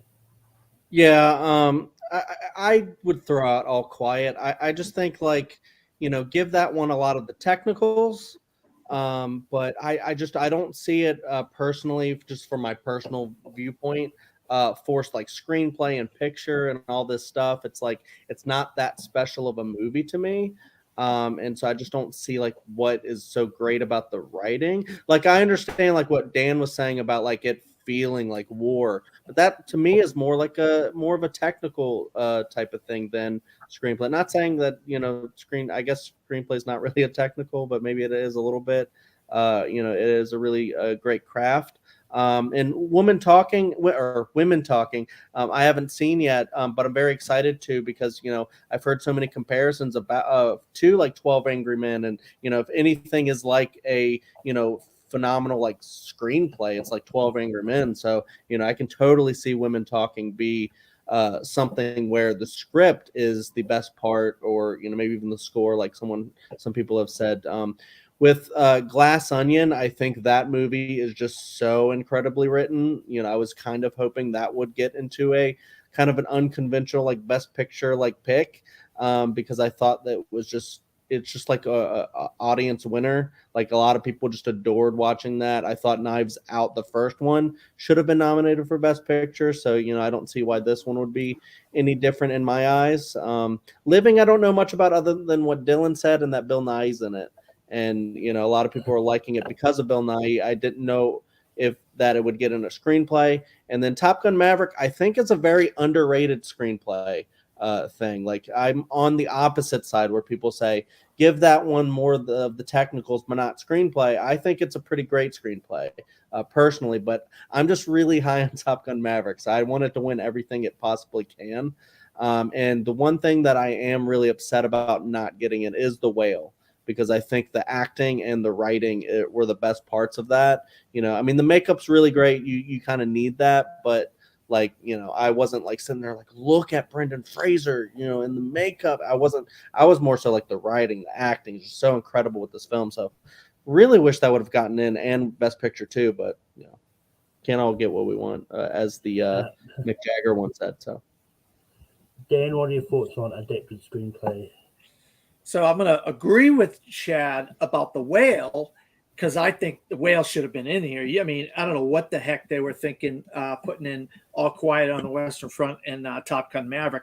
Look, a lot of Tom Cruise movies, they sound alike. The plot is kind of similar in a lot of them, and they just seem like they're just kind of like, I don't know what it is. Maybe it's just Tom Cruise, but they just seem. They have a lot of similar types of stories. So this story wasn't like, and the original was such a great film. It's one of my favorite films of all time. And it just seems so like cookie cutter. Like, why just come up with something original? Why do you have to bring Goose's son into it? Well, I saw this movie so long ago. I mean, I saw it way longer ago than you guys did, and I was like, why are they doing this?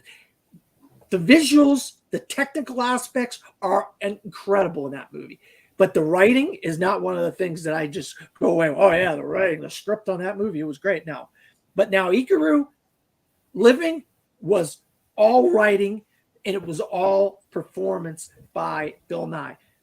The Whale, the same way. The writing and the performance by Brendan Fraser in that makeup. That to me was part of what gave that movie what it was doing with the performance from Fraser. He had a lot of really good dialogue, and so did Hong Chow and Sadie Sink. They all had great dialogue in that movie. So I just don't understand how Top Gun Maverick gets in here to screenplay and The Whale doesn't get in. But this, to me, seems like a no-brainer that Women Talking is going to win this now. And, remember when we were all saying, oh, my God, Women Talking's not getting here. It's not getting in here. Forget about Women Talking. And then we finally get to the nominations, and it gets into Best Picture and Best Adapted Screenplay, which was two of the things it needed going forward for potential. And I think Sarah Polley's got this in the bag, to be honest with you. Daniel, what are your thoughts about Best Adapted Screenplay? I'm thrilled that Women Talking is the front runner. If it hadn't gotten that Best Picture nomination, if this had been a lone nomination, I would say probably All Quiet on the Western Front would be winning this, actually, being the Best Picture nominee. And I personally agree with Dan. I would drop, apologies to Top Gun Maverick fans. I would have drop kicked that movie out of this category in an instant for She Said. I did feel like Top Gun Maverick, the screenplay was its weak part. The characters didn't feel that original or fleshed out to me. The mission, the central mission, it basically stole the Star Wars Episode 4 A New Hope mission and just copied that onto planes. Even though it's beautifully executed from a visual perspective. So yeah, that one I would have left off this list. Justice for She Said, but yeah, that was one of those films that I think the moment that opening weekend box office for She Said, those scathing articles about how it didn't make money, which I thought were really kind of mean, the articles that were written about it bombing. But I think those took it out of the complete Oscar consideration, sadly. I just want to comment on something that Daniel said. I think that screenplay is really good, and She Said. I just think the execution of the screenplay to me wasn't on the level of Spotlight or An All the President's Men, and that's where I just felt like it wasn't like what they were doing didn't seem as important when I was watching the movie, Daniel. And that's why I was really upset with that not getting better reception myself, because I think the screenplay is very good. I just think the execution of the screenplay wasn't that great. Yeah, I mean, I haven't seen She Said, so I've got nothing on the basis of that. But yeah, I mean, just to defend Top Gun for a little bit, I actually do like the story that they didn't, and it's one of those ones like if they tried putting Top Gun Maverick in original, which I thought it might have been because of it being a sequel, I didn't realize sequels actually count under adapted for the longest time. But it is adapted, so it's one of those ones like, well, yes, the final chase scene is similar to A New Hope and all that.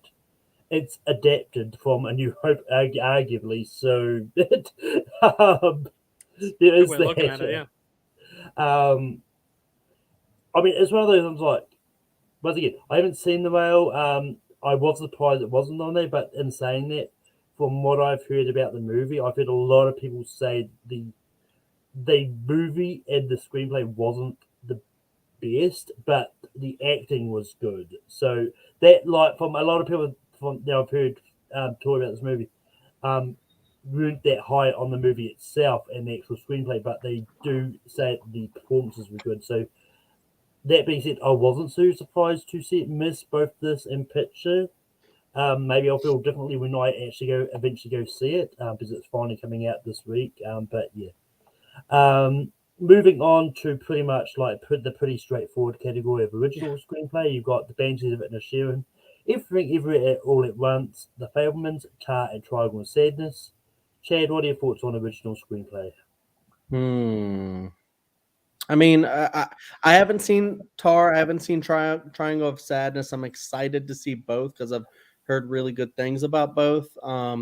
The other three that I have seen, I think are really good screenplays.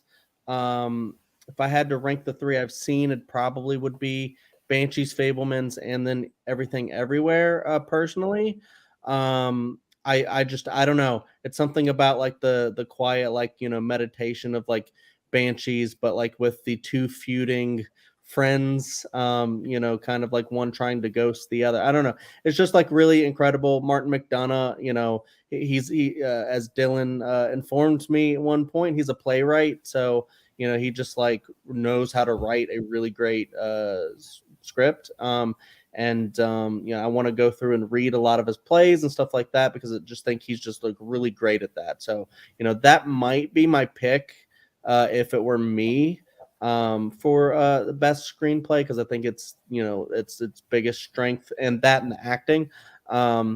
Fablemans, I adored everything with that. With Spielberg telling like kind of a very personal story. It's like not just about filmmaking. It's a very personal story to him and his family, and it's something that he always really wanted to tell.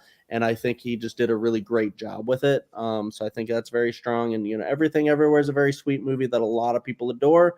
So I could see that easily winning as well. And then Tar and Triangle, I've heard really great things about. So great slate. Off the top of my head, I can't think of anything that was a super big snub, but I'm sure other people will bring up some stuff. But yeah. And Dan, what are your thoughts about the nominees for original screenplay? Well, Dylan likes to say he got 5 for 5 or whatever. So I got 5 for 5 in this category. I think this is an obvious 5, to be honest with you. I mean, but I think if Martin McDonough doesn't win this, I'd be shocked. But there are some good. Everything Everywhere All at Once is a contender here. I don't think Tony Kushner and Steven Spielberg has got a shot at winning this one. I just think what is being like the story of what's in Banshees is kind of like in how they were able to take something in real life and put it on screen in a way that was very just like amazing. This is, with all due respect for all the other movies, this is my number one movie of the year. Banshees of Inisherin was, and I have a connection to this, being Irish and Catholic, and I just liked how he was able to set this story up with these two characters, one saying, I don't want to talk to you anymore, and the other one just kind of say, why? What did I do? Why don't you? We're friends. We've been friends for all the, and it just, and my problem is, I talk to people about this, and people are like, oh, that's not about the war in Ireland. I said, what do you mean it's not about the war in Ireland? Of course it's about the war in Ireland, but I don't want to get into a whole thing about that. But I think Martin McDonough, this is he's not going to win for director, and I think he's not going to win for picture. I would love to see Banshees of Inisherin win for Best Picture. I'd be like, my jaw would be down at the ground if it won. But I think this is his Oscar, and he's going to win. And I think he's won in this category before, if I'm not mistaken. Daniel, you can tell me if I'm right or wrong. No? No. I think he won in a short film category. Oh, was it? Okay. He hasn't won for a feature film. Okay. So there you go. I knew you knew, Daniel. I knew you knew. But Daniel, what are your thoughts on the original screenplay? This is one of those categories that I got 5 for 5. Not very many that I got 5 for 5. If there's one snub that I thought would have been in 6th place, or might have been on the bubble for nominations, it would probably have been After Sun, which got the actor nomination for Paul Mescal. But ultimately, Triangle did well in like at the BAFTAs, so I figured, okay, that'll get in here. I think it's going to come down to Everything Everywhere All at Once versus Banshees for the win. Right now, I'm leaning towards Everything Everywhere All at Once. It sort of reminds me of the Birdman year, where we thought, Birdman year, Boyhood, and also Grand Budapest, where we thought like, okay, maybe they'll give this one to Wes Anderson and that'll be no, they just gave everything to Birdman. Don't get me that could started. be what happens here with Everything Everywhere All at Once. Yeah, it's one of those ones like, and for me, like what I can sort of see here is whoever wins here, I think doesn't win director, because everyone who wrote these screenplays are also all the best director nominations. So if there is a split anywhere, then it's going to be between screenplay and director, potentially. But yeah, these are the ones that I kind of expected. Like, I haven't seen Triangle of Sadness yet. Like, that doesn't come out in New Zealand until at least March. But yeah, and Dylan, what are your thoughts on original screenplay? Yeah, no surprises here. I think this was, if you had to like put down like the easiest bet of the day, I think this 5 is like the easiest in terms of like there really wasn't like a 6th contender. Like Daniel said, it probably would have been After Sun, but given the fact that it didn't get the director nomination at BAFTA, and the fact that really the only chance it had anywhere else was actor, I kind of cut those losses, unfortunately, because I love that film. Yeah, no surprises here though. I think the winner is going to be much more competitive than the actual nominations were to get into this 5. And I'm with you guys. I think it's Everything Everywhere versus Banshees. I could see this being where, like Malcolm said, if the Daniels get director, this is where Martin McDonagh gets original, because he lost to Jordan Peele for 3 Billboards. So, this would be a cool way to like kind of honor him, kind of like Kenneth Branagh last year, where it's like, well, you've paid your dues and you haven't won one, but so has Tony Kushner. So I'd love to see him win one, but I don't think this is the year, unfortunately. Yeah. But moving on, we've got 6 categories left. So going on to Best Supporting Actress. And what Angela Bassett getting in for Black Panther Wakanda Forever, Hong Chau for The Whale, Kerry Condon for The Banshees of Inisherin, Jamie Lee Curtis for Everything Everywhere All at Once, and Stevie Zhu for Everything Everywhere All at Once. Dan, what are your thoughts about Best Supporting Actress? Well, here's another category I went 5 for 5 on. I was thrilled when I saw these 5 pop up there. I was like, yes, these are the 5. It looks like it's going to be a career Oscar for Angela Bassett, but I was just glad to see these 5 get in there. I think if you had to pick 5, these are the 5. I mean, what's most deserving, what's not most deserving. I think these are the 5. I think you had to give 2 to Everything Everywhere All at Once here, and just like they gave 2 to Banshees of Inisherin and Best Supporting. I think you had to give 2 for those 2 films, because the supporting actor categories for those 2 films are very strong. And but yeah, I mean, Angela Bassett is probably going to win this. And I mean, I would have liked to have seen Stephanie Sue or Hong Chau win this, but I think it's going to go to Angela Bassett. But 5 for 5 for me. But Daniel, what are your thoughts on Best Supporting Actress? Yeah, this was one of the other 5 for 5s. There's one left we'll talk about later. Yeah, it looks like Angela Bassett's going to win this, and if and when she does, she should send Michelle Williams a lovely gift basket thanking her for going lead, because this category, even now, look the way this category has developed all season, it feels pretty clear to me, at least, that Michelle Williams going supporting, she would have had this on lock the whole season. Sort of like Ke Huy Quan in supporting actor, which we'll talk about, seems to be kind of just strolling along to a win. But yeah, she's Career Achievement Award. Again, it's strange that the first Black Panther film got a Best Picture nomination, couldn't get an acting nomination, even for Michael B. Jordan, who I would have nominated for the first Black Panther film. But Angela Bassett is outstanding in Wakanda Forever. She's absolutely the MVP of that film, and she's a legend. So I'd be very happy to see her win an Oscar. And Malcolm, real quick, and I just want to take 2 seconds here.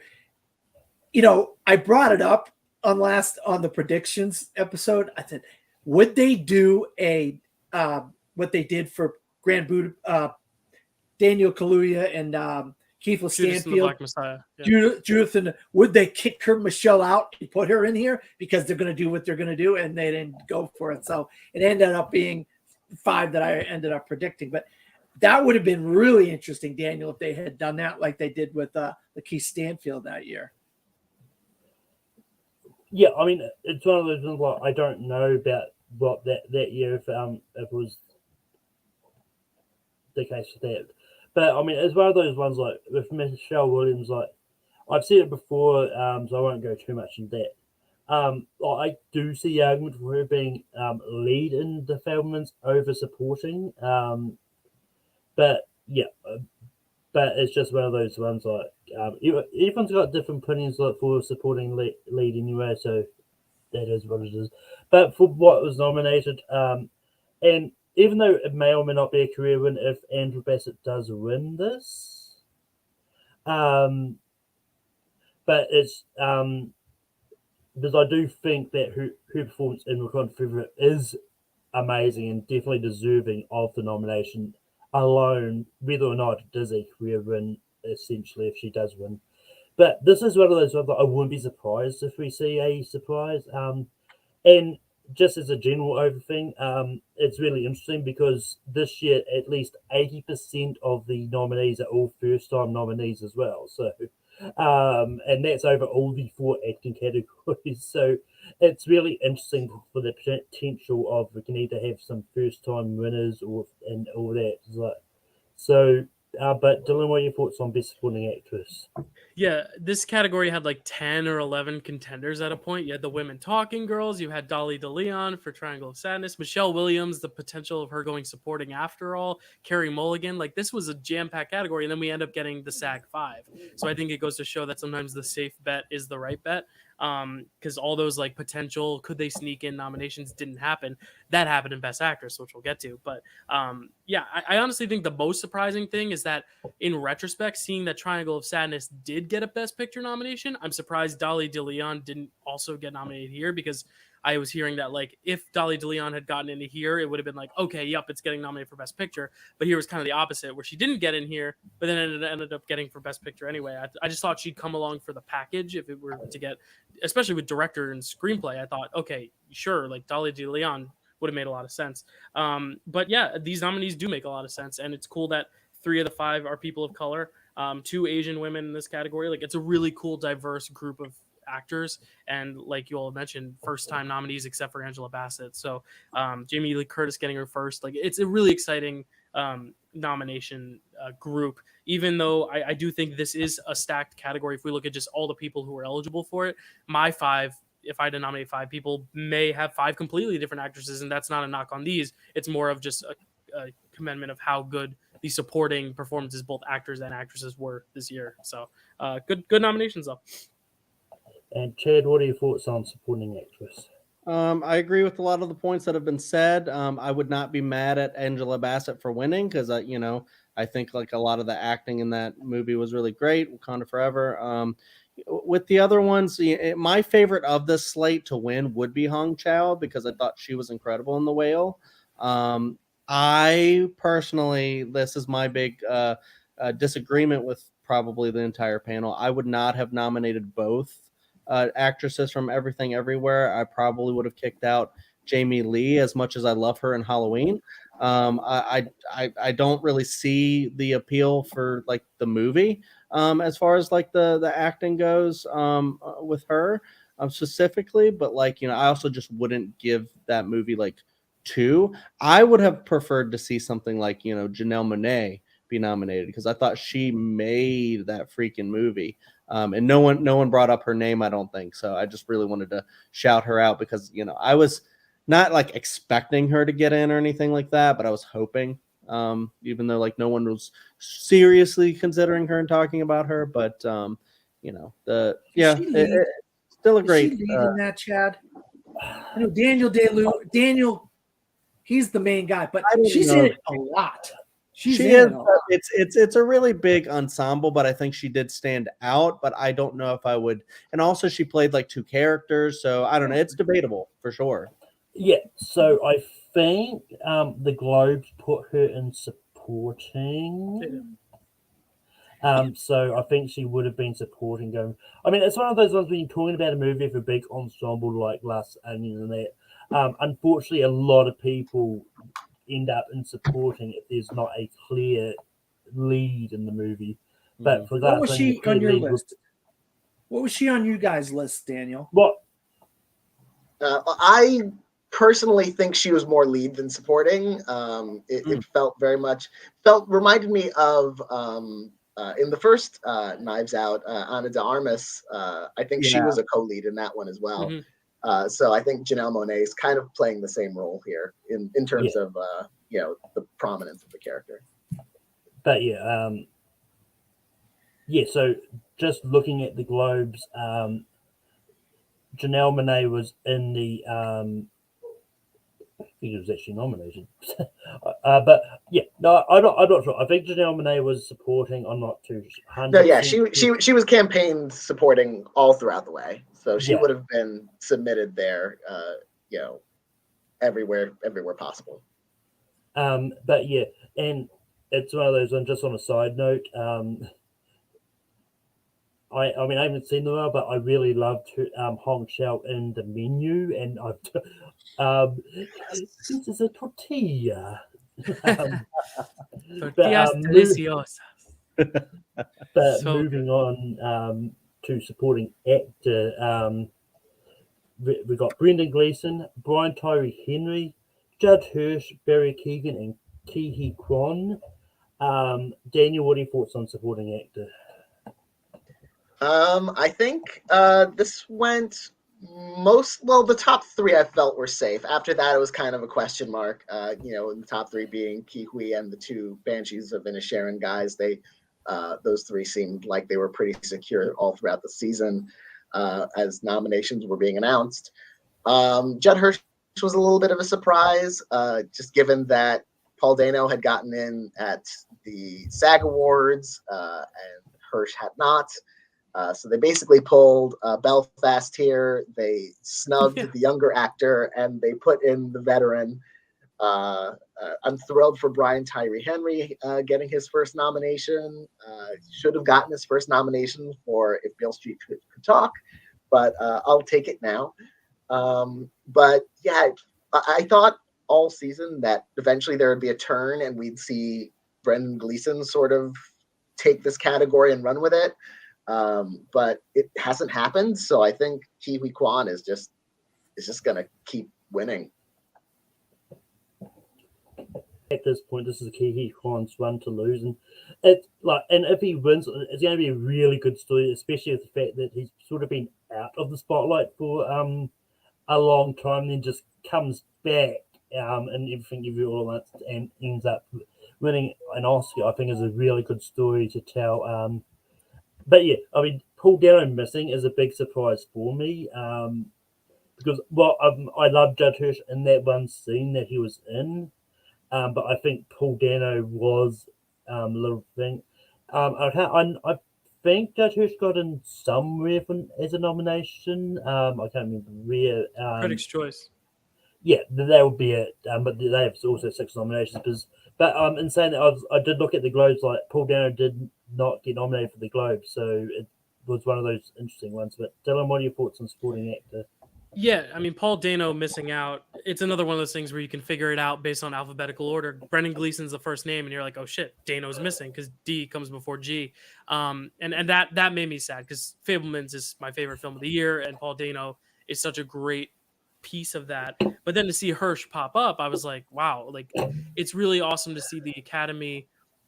Because I was worried Hirsch would miss out because he's too small of a role, but I like how the Academy is like, no, it's about the performance and it's about, what is a supporting performance? It supports the overall film. And I think his scene, more than any other scene in the film, is the thesis of the film. So I think the fact that he is the one to deliver those themes, I think it's a really well-deserved nomination. I just would have also nominated Dano. I don't think he should have gotten in over Dano. I think they both should have gotten in, but I don't really know who I'd take out. I haven't seen Causeway, but like Daniel said, I love If Beale Street Could Talk, especially Brian Tyree Henry in it. So I don't know if I would have taken him out either. I think this was also another case where this crop of potential nominees was pretty stacked. I think Ben Whishaw in Women Talking is also a great performance that somehow went under the radar.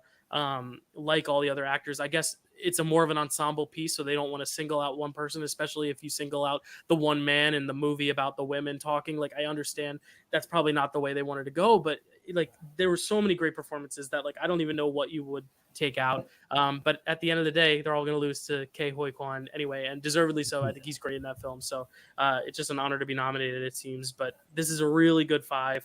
I'm really happily surprised for Judd Hirsch, even if his role was small. I think it's good that the Academy recognizes that there are no small parts, only small actors. So, but Chad, what are your thoughts on supporting actor? Yeah, I mean, I mirror what a lot of people have said. You know, it is Key's to lose. And as much I was like more middling than everybody with Everything Everywhere, I think he's phenomenal in it. And I just love him from, you know, like Goonies and Indiana Jones and stuff like that. So to see him make a comeback and then just his like really, really great, you know, speeches about, you know, getting another chance and stuff like that is just so incredible. So I feel like, you know, myself included, everybody just wants to see him win because, you know, they want to see another great speech from him and think he's just like really deserving, you know, and want to see his career continue after this too. So, and that would just be like a great story, like everyone said.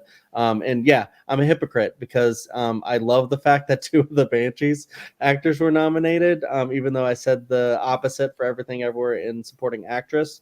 But I love Banshees like so much, and I think those performances were pretty incredible.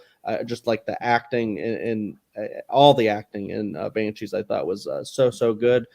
Judd Hirsch had a really great like one scene, and I think that's kind of a fun thing to go to show that like one great scene can just give you an award. You know, I could see that being deserving. I haven't seen Causeway, but I know for a fact that Brian Tyree Henry is a phenomenal actor. You know, some of my best, my favorite stuff from him is from Atlanta. So, you know, it's Paperboy. So, you know, I just love him, and I'm glad he got in. Yeah, I would have probably loved to see Ben Whishaw just because he's Paddington.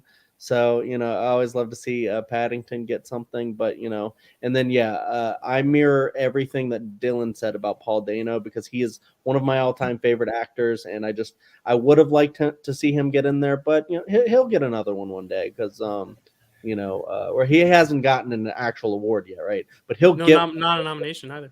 He'll get one day because he's phenomenal. I mean, as soon as you saw him in, Little Miss Sunshine, you knew he's going to get something one day. So we'll see him again. But Dan, what are your thoughts on Best Supporting Actor? Yeah, I'm going to say a lot of what these guys have already said. But look, I saw Causeway, and I think the best part of Causeway is Brian Tyree Henry. I'll tell you that right now. But Paul Dano getting knocked out because of Judd Hirsch. Judd Hirsch ain't Judi Dench. Judi Dench is fantastic in Shakespeare in Love. That deserved an Oscar nomination, and she ends up winning the whole thing. Judd Hirsch ain't no Judi Dench, I'll tell you that right now. And to knock out Paul Dano for Judd Hirsch is atrocious, absolutely atrocious.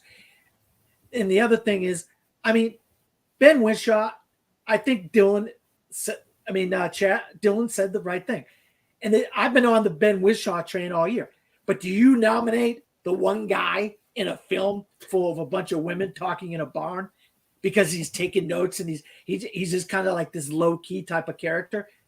I don't think they wanted to go on record as like, yeah, the one guy in a movie full of women being abused by bad men and they're in a barn talking to each other. Let's nominate that guy. Yeah, well, unfortunately, Ben, you just ended up wrong side here. But so I could see why maybe a Brian Tyree Henry sneaking in there, but he is the best part of Causeway. So, but just Dan, that's why they got to add. That's why they got to add an ensemble award to the Oscars because SAG does it, and that's where you could award women talking and Ben Whishaw as a package. Yep, and Critics' Choice has an ensemble. Yep, and both of them, BAFTA and Critics' Choice, have 6 nominees. We don't want to get on that train. I know Malcolm doesn't want to hear that. But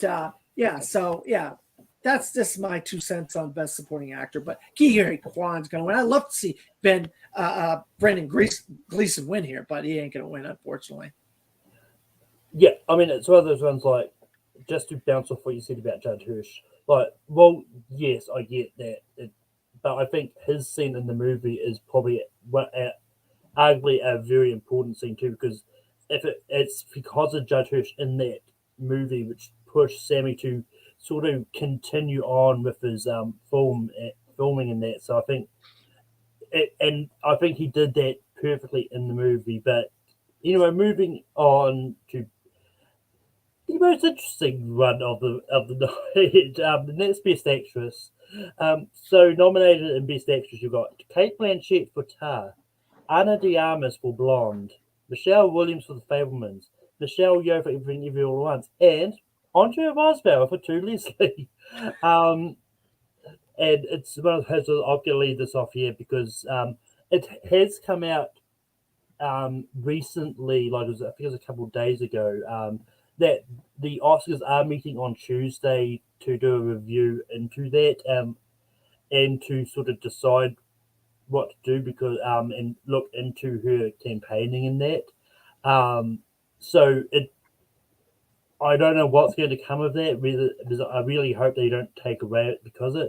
Because from what I understand, I think Andre Riseborough had no idea about all of this was going on. I think it was the whole bunch of these celebrities like we'll go or do all this campaigning. So it will be a shame to see Andre Riseborough lose the nomination because of that. Especially because she had no part of it. But that being said, for the nominees, I haven't seen To Leslie. To be honest, I didn't know that movie existed until this whole Andrea Riseborough stuff kept coming up out of nowhere. But despite what you think about the movie Blonde, I think Ana de Armas is deserving of a nomination to play Marilyn Monroe. Because, I think she's great in the role, and I think she's deserving of it. And so that being the low nomination for Blonde, I am happy with it being here. So yeah. But Dylan, what are your thoughts about the nominations for Best Actress? Yeah, I mean, Andrea Riseborough is the big story because like it kind of came out of nowhere. I remember a week or so before nominations, Edward Norton was the first one I saw post about her, being like, "You guys have to check out To Leslie. She's amazing in it." And then I kept seeing the celebrity tweets popping up and up. And it's really interesting because, like I said on my predictions video, it's like if she gets nominated, that's going to change the way people campaign forever. And I get it. Like they have to look at it on Tuesday just because it was so out of nowhere. The studio wasn't campaigning it. They wanted to make sure that no one was being paid off. Nobody was, there was no foul play, that Andrea Riseborough herself wasn't, paying people to vote for her. I think that's what they have to check. I don't think that necessarily means that they think something's up. It's just they want to cover their bases and make sure. I don't know all the ins and outs to that, but I don't think that should take away from the fact that it is an amazing performance.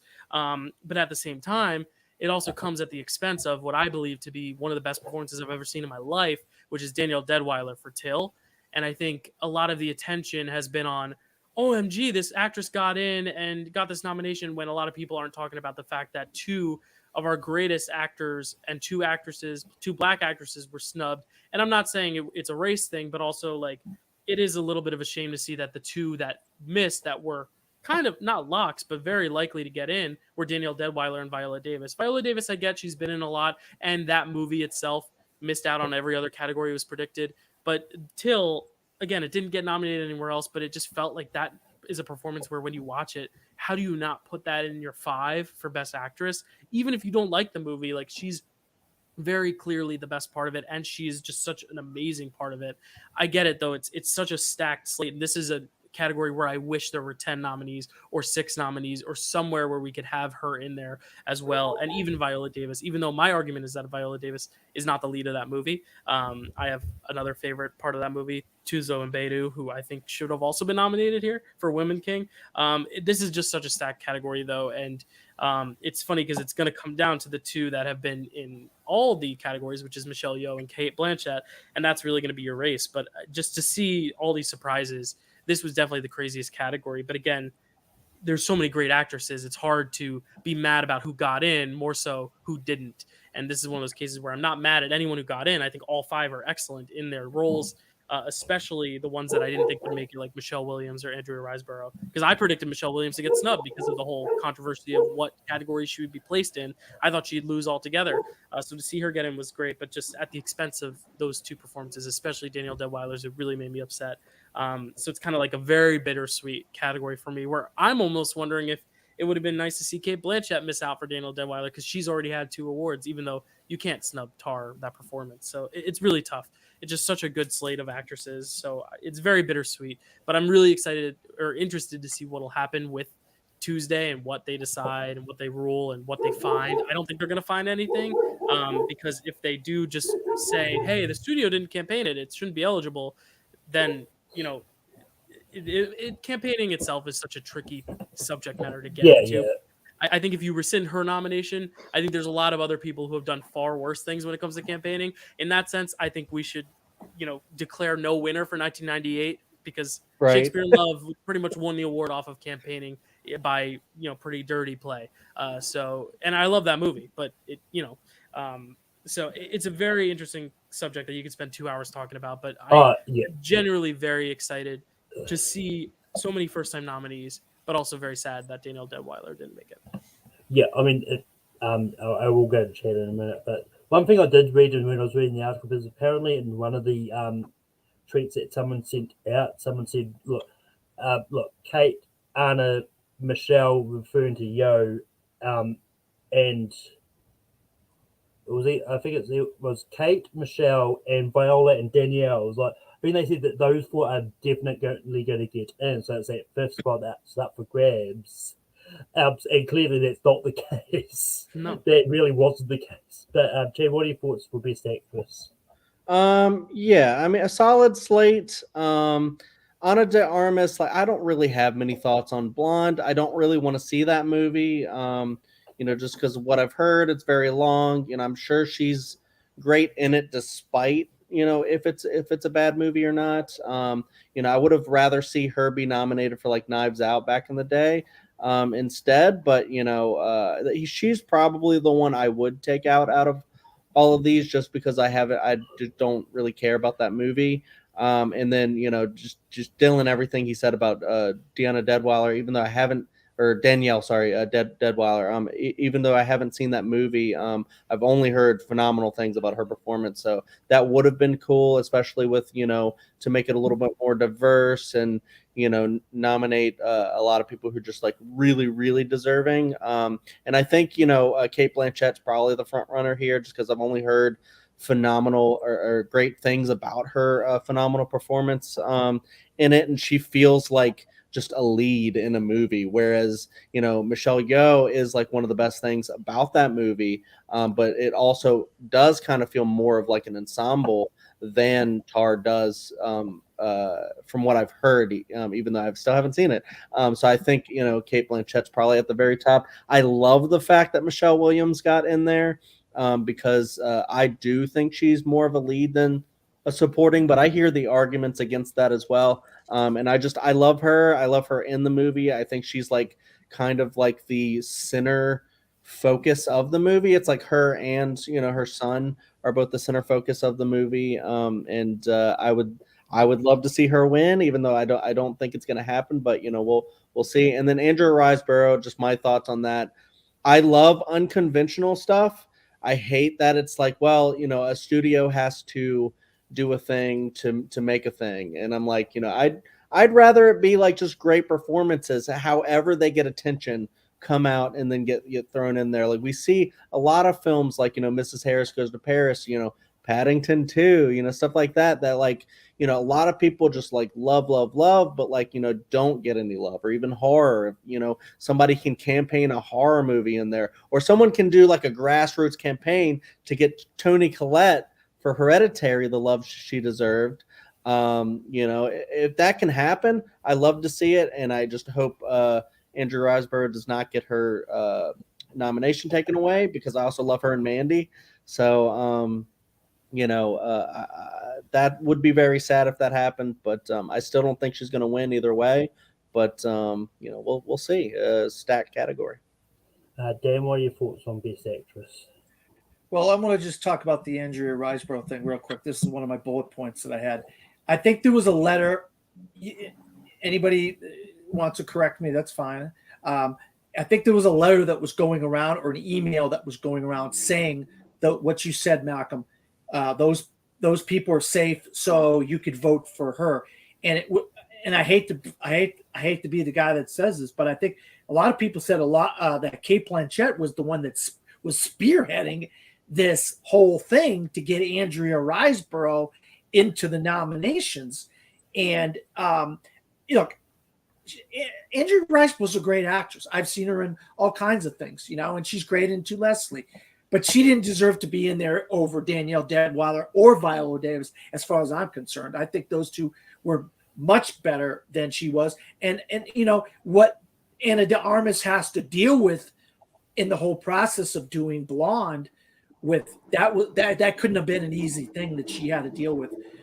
You're playing a actress in a movie, but you're dealing with a lot. That was a lot of pressure on her, and a lot of kind of not the best circumstances to be in, what she had to be doing in that movie. So, I mean, I don't knock her for being in there, but I just think you just cannot not have Danielle Deadwyler. And one of the earliest screeners I got was Till. I mean, I had that screener early on screener service, like back in November. I had that in my hand, and I put it in the Blu-ray player. But I already saw the movie in like middle of October or whatever it was. So I know people had an opportunity to see this movie. And if you had an opportunity to see this movie, there's no way you come away saying, "Oh, Danielle Deadwyler is not that good. She's not one of the best." And as as actors and actresses that have to vote on this stuff, how can you not think she's one of the best of the year? You know what I mean? I mean, it's just, and I don't want to use this phrase too often, but it's a no-brainer. You know what I mean? And I've seen her in like Station 11. I thought she was really good in that. And but yeah, this whole Andrea Riseborough thing, I don't say that it was her that had anything to do with it, Malcolm, but there has to be some accountability if there's emails or letters going around telling people not to vote for these other people because they're locks already.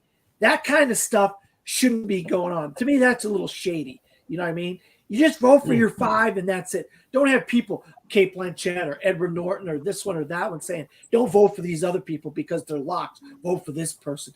And that's kind of taking the whole idea of it's your 5 people who you believe are the 5 away from these actors and whoever's in that branch that has to vote. You're kind of putting the idea in their heads instead of letting them have their own idea. And that's, to me, that's shady. That's shady business right there. But I'm sure Daniel's got some things to say about all this. Yeah. Also, on a short note, like, for the longest time I realised I knew Andrea Riseborough's name. I just had no idea where I knew it. Then I just looked up her filmography just then. She was Mrs. Broomwood in Matilda the Musical. She's the best part of it, I think. I love that movie, and she's great. She's in Possessor. Chad said Mandy. She's been in a lot of good movies. She's a chameleon. Yeah. No, I'm just saying, like, when this whole thing was going out, I was like, what the hell is that? I have no idea. Then I realised, I have seen her and stuff. But anyway, Daniel, what are your thoughts on Best Actress? Yeah, I'm sort of wait and see on how those, how that Academy meeting goes, what they determine.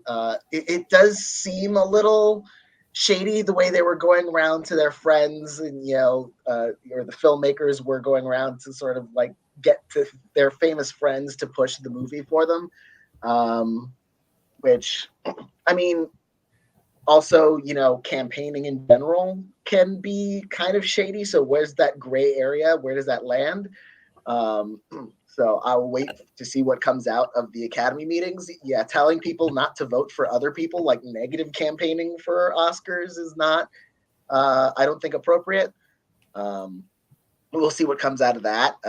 But I am disappointed that Danielle Deadwyler didn't get in.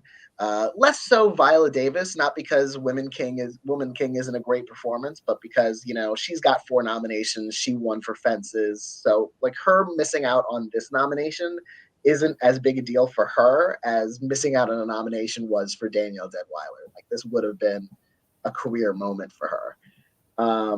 And Dylan was talking about like whether or not it's a race thing. I think there is something to that. Like, you can't go to the, and say like, oh, the Academy, members said like, I'm not going to vote for her because she's Black. That's not how it works.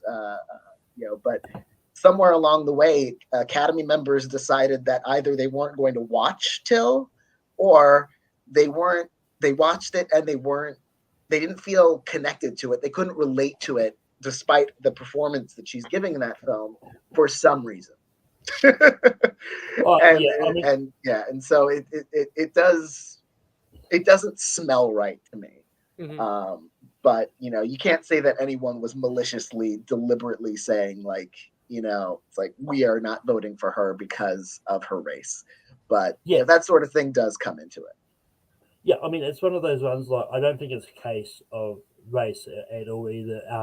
So I think it might have just been more because of this whole grassroots thing for Andrea. Maybe people like putting Andrea first on the ballot, and then the other four there, and Daniel just happened to be that fifth spot on the ballot, and just she didn't get enough like top row votes. And I think that's probably where it comes down to. But yeah, I'm really interested to see where this whole review goes. We'll probably be talking a bit about that next week. I dare say whatever comes out will be reported. And I wouldn't be surprised if it was Kate Blanchett that started it, because I think she did make a point in her speech at the Critics' Choice to mention Andrea Riseborough's name. So yeah. But anyway, moving on to probably one of the most, from the surprising one to one of the most clear-cut races, and that's Best Actor. Nominated Best Actors: Austin Butler for Elvis, Colin Farrell for Banshees, Brendan Fraser for The Whale, Paul Mescal for After Sun, and Bill Nighy for Living. Dylan, what are your thoughts on the nominations?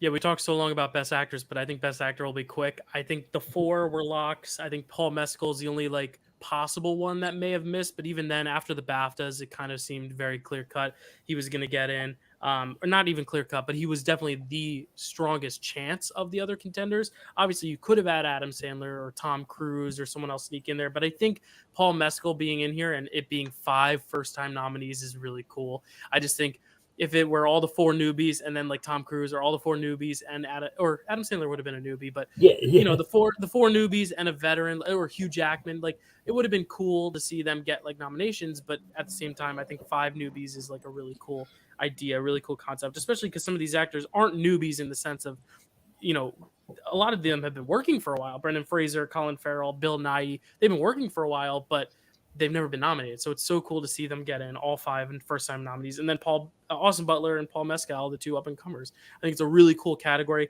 Personally, I don't have a favorite. I think 4 of these performances, I haven't seen Living yet, but the other 4 are all even for me in some regards. And I don't love some of the movies, but I love the performances. Austin Butler and Brendan Fraser don't love the movies, love the performances. Whereas Colin Farrell, I love the performance in a movie I really like. And Paul Mescal, probably, honestly, if I had to pick one, just because he's more the underdog, I'd probably pick Paul Mescal. I think he's phenomenal in that movie, and that performance brings me to tears more than any of the others. But that category is really, really solid.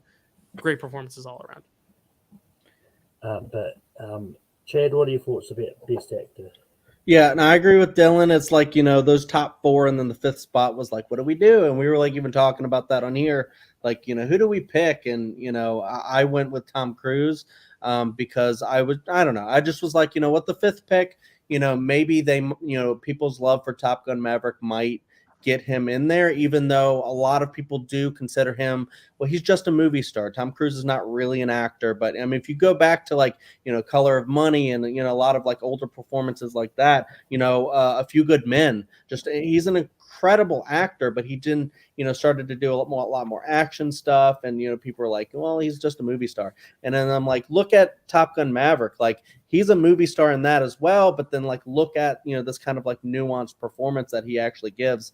I was kind of hoping he would get that fifth spot, but hearing so many great things about After Sun, I haven't seen it yet, and I think as soon as I do, I'm probably going to get on that Paul Mescal bandwagon, because, you know, I'm in like an emotional junkie. If it's going to make me cry, I'll probably love it.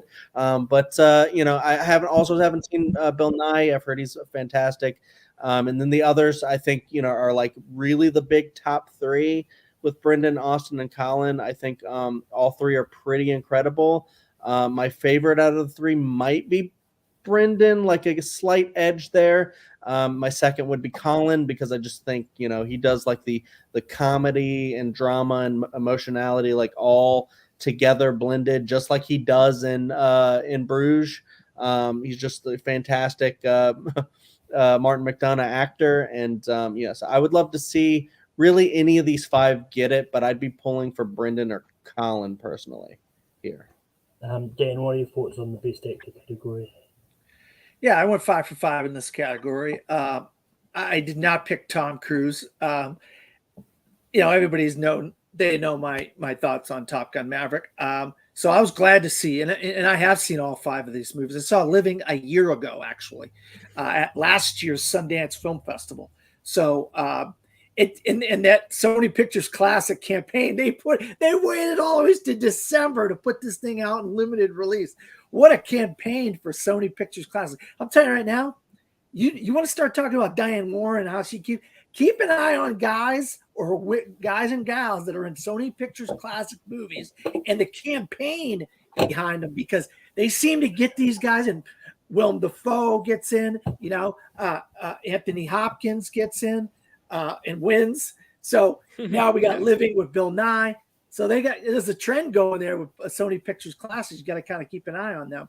But yeah, I mean, this is Brendan Fraser to me. I think this is, I will say this, and this ain't going to happen. If I ever wanted to see a tie, well, 1999 Best Supporting Actor is my all-time. I wish there was a tie. But this would be a great year for a tie. Colin Farrell, Brendan Fraser, both walk home with an Oscar.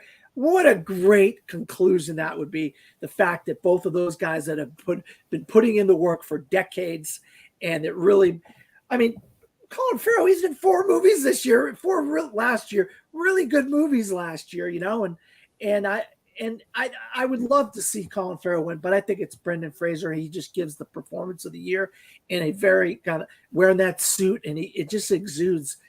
He puts all the emotions out there and stuff. And I think his speeches at some of these other award shows are like those moments you say, Brendan Fraser gives his Oscar moment in that movie, and his emotions on stage when he's accepting some of these other trophies, it shows. But yeah, this is a 5 great. You're going to see Mescal, you're going to see Austin Butler again, and hopefully we see Colin Farrell again, because he deserves his Oscar eventually. The guy is one of those guys that definitely deserves it. And I was talking about the Paul Newman thing with Tom Cruise, thinking, would they go there? Would they go there with Tom Cruise with the Paul Newman thing? But they didn't go there. So that whole narrative of the Paul Newman deal didn't end up panning out for old Tommy. But what do you got, Daniel? Yeah, these were the 5 I was expecting. You know, though I think the winner is going to be a little bit closer of all the acting categories. I think this is the least certain, just because I think the top 3 for me, Brendan Fraser, Colin Farrell, Austin Butler, any of the 3 can still win it. Like, I can see any of them winning at SAG, and that will completely change the trajectory if like, especially if it's not Brendan Fraser. And the fact that Brendan Fraser, the Whale didn't do that great in the overall nominations, while Banshees of Inisherin and Elvis did phenomenally well. You know, that could hurt his chances slightly. You know, not necessarily, you know, because, you know, go back to like Forrest Whitaker in The Last King of Scotland. You can win on your film's only nomination, but when your competitors have this much support behind their films, it's one to watch for. Yeah, and it's one of those ones like once again, like I expected, like both I expected Brendan Bull, Colin Austin. Like, I wasn't too sure about that first spot. I was really hoping for that the SAG 5 and Sandler getting into here as well. Like, it's one of those ones, like, I love Top Gun Maverick. I just didn't think like Tom Cruise's performance in it was that good. But it is what it is. Like it's basically expected. And one thing that I will mention that we didn't actually mention when we did Best Actress is Michelle Yeoh is the first Asian to ever be nominated in the Best Actress category. I mean, there was one other, but she didn't identify as Asian. But she's the first one that actually identifies as Asian to be nominated. So the fact that she's the first one in Best Actress is a big thing. And I mean, I know I talked about the Kate Blanchett speech, but it's going to be interesting to see if that Kate Blanchett speech has any impact on the voting. But anyway, moving on to Best Director. We talked about this briefly with screenplay, but we've got Mark McDonagh, the Daniels, Steven Spielberg, Todd Field, and Ruben Östlund. Dylan, Chad, what are your thoughts on Best Director? Chad. Sure. Yeah. Well, first, I did forget to say something in Best Actor. While he didn't get nominated, I also loved hearing a lot of talk about Hustle for Adam Sandler because I'm a huge Adam Sandler fan, or at least I used to be much bigger. And I hope he continues. I hope he doesn't do the Uncut Gems thing where he's like, I'm going to make bad movies as, punishment. But instead, he keeps doing like Uncut Gems, Hustle, and just keeps on going. He's going to get an award one day, I think. But director, yeah, this one's pretty stacked. I still haven't seen Tar or Triangle of Sadness, but, I love Todd Field's direction of like, In the Bedroom was a big surprise for both me and Dylan when we did covered that on our show.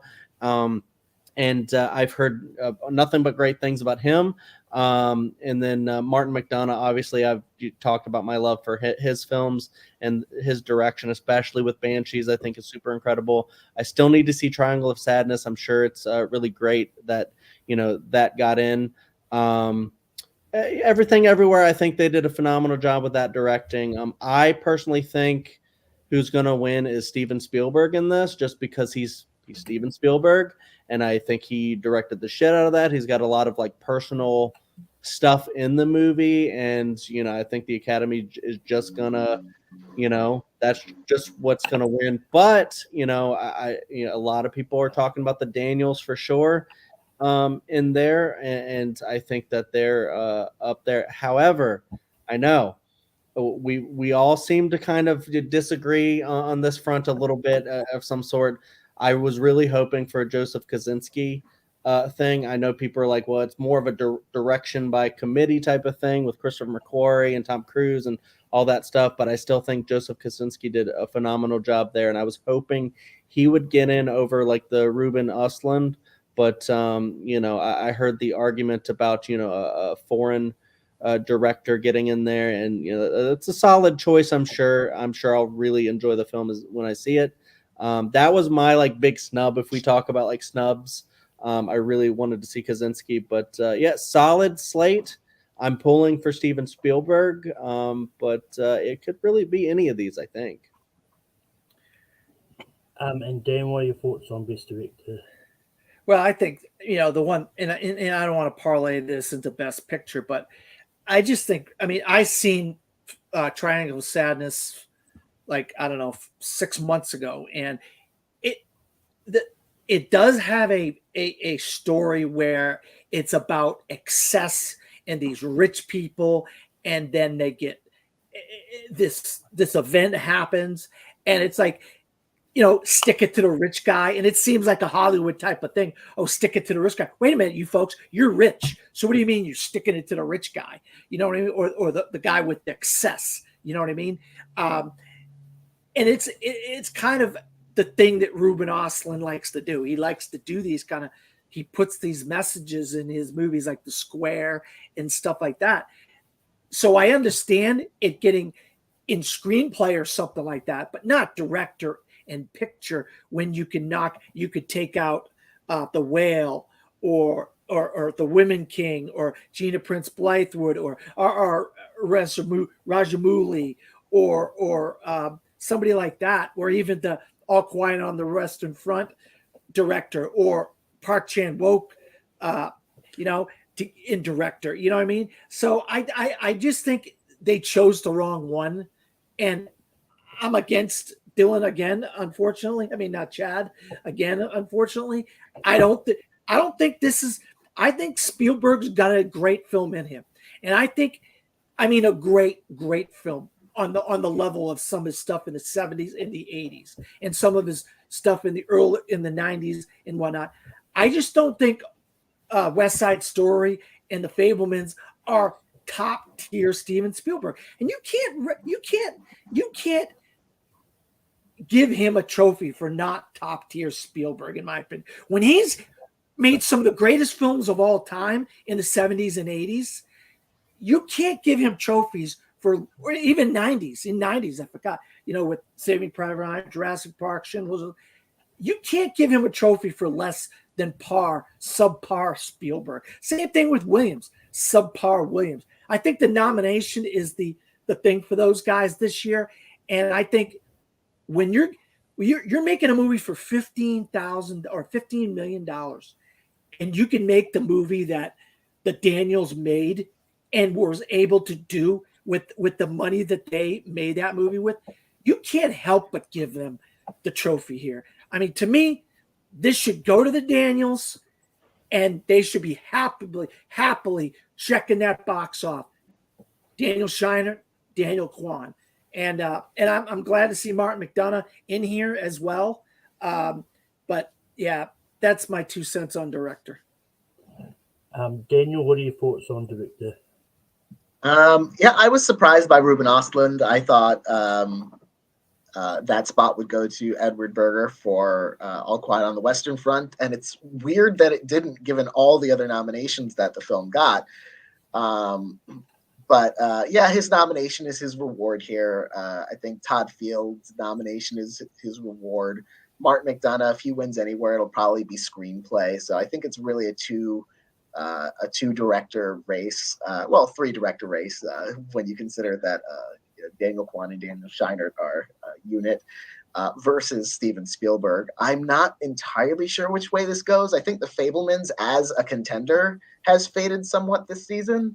So I'm not sure if Spielberg has enough juice to win, but I'll change my mind if he wins DGA, probably. So we'll see what happens there. The film didn't do well at all at the BAFTAs, which was kind of shocking. So I think because of all of that wavering on The Fablemans, I'm predicting the Daniels to win for Everything Everywhere All at Once at the moment. Yeah, I mean, director's pretty much like mostly what I expected. Like Ruben Östlund is a surprise here, but I also thought maybe Edward Berger was going to get in, considering all that love. But yeah, I mean, it's one of those ones. Like I personally do think The Fablemans is top tier Spielberg, because I mean, I would. It's definitely better than Saving Private Ryan. I'll put it that. You heard it, Dan. Yeah, but I've said about how I'm not a big fan of Saving Private Ryan on other shows. I think I might have mentioned on Picture This actually when I was on that. Yeah. So, but it's one of those ones like. I think this is a case of I think whoever wins Best Director is probably not winning original screenplay. I think because I think there is going to be a split there, just because it's basically the same 5 people nominated. So, but Dylan, what are your thoughts on director? Yeah, I'm going to echo everyone. Ruben Östlund was a surprise. I think especially because we knew there would be like a weird nomination, or not a weird nomination, but like kind of like a out of left field one. Yeah, like Edward Berger seemed like the one that it would be. But even then, even if it wasn't him, like I expected maybe Baz Luhrmann would be the surprise, or even James Cameron, which to say he'd be a surprise is weird to say. But yeah, he would have been a surprise nominee. Joseph Kaczynski, like I figured it would be one of them, but didn't really foresee it being him, Ruben Östlund, but as a fan of his other work, I'm happy he got nominated and recognized finally. But yeah, I think the other four make it really competitive. I think the DGA is going to make things a lot clearer because early on it was like Spielberg. Globes awarded him, but then missing the BAFTA shortlist was huge. And then, of course, the film not performing well at the BAFTAs at all. And Everything Everywhere, people being like, oh, is it going to be a good player at the BAFTAs or the BAFTAs going to like it? And then they really loved it. I think the Daniels are right now the front runner. I don't see it shifting unless the DGA goes with Spielberg. So I agree in that sense with you, Dan, that I don't think Spielberg's going to get this, but I disagree in the fact that it's not top tier Spielberg. I think it is maybe the kind of like, I've talked about it on other shows on my draft day show, but I think it's like the skeleton to his whole filmography. I think it kind of clears up a lot of his psyche as a filmmaker and kind of like, you know, like you said in the Globe speech, it's the bravest thing he's done. Like he had to put a lot of himself in there and he felt like he was showing a raw side of himself and was really vulnerable opening up. I have a lot to say about that movie, which I'm sure I'll talk about on a later date on one of my shows, but I really, really do love that movie. But yeah, I think the Daniels are the ones to beat here in terms of who I think is going to win. But yeah, moving on to Best Picture, we've got All Quiet on the Western Front, Avatar: The Way of Water, Banshees of Inisherin, Elvis, Everything Everywhere All at Once, The Fabelmans, Tar, Top Gun Maverick, Triangle of Sadness, and Woman Talking. Dan, what is your thoughts about Best Picture? Well, I went 9 for 10 on this, and honestly, and you know, full disclosure here, I'm doing my own little reactions video. The more, and I don't know what the heck I was looking at. I thought the Woman King had gotten in here, so I'm like, oh, Women Talking didn't. And then I'm like, the heck am I talking about? I did my own video, and I'm telling a movie that got in, didn't even get in. So I have to say, I am so happy because we were talking about this last week, and nobody thought the Woman King was going to. See, there I go again. See, there I go. Women Talking was going to get in here, and I was glad to see Women Talking get it in here. But the one that did get in, that knocked out a movie that I wanted to get in here, is The Whale, and that's Triangle of Sadness, which, to go back to Ruben Östlund, you know, we knew, anybody that's been doing this a while, we knew a foreign film was going to, they ended up putting 2 foreign films in here, All Quiet on the Western Front, and, well, technically, Triangle of Sadness isn't it's neon, but it's kind of a bunch of foreign people on a boat, directed by a foreign film. Yeah. You know, and there's subtitles in it where people are talking Russian and some stuff. So, but it's half and half, I guess you would call foreign film. But the fact that 2 of those types of movies got in here was surprising. I thought we were going to get one, and you know, end up being All Quiet on the Western Front, but then they got both in. So, but I went 9 for 10 on this, and I'm just sad. I really wanted to see The Whale get in here. You know, I had The Whale in my top 10 of the year.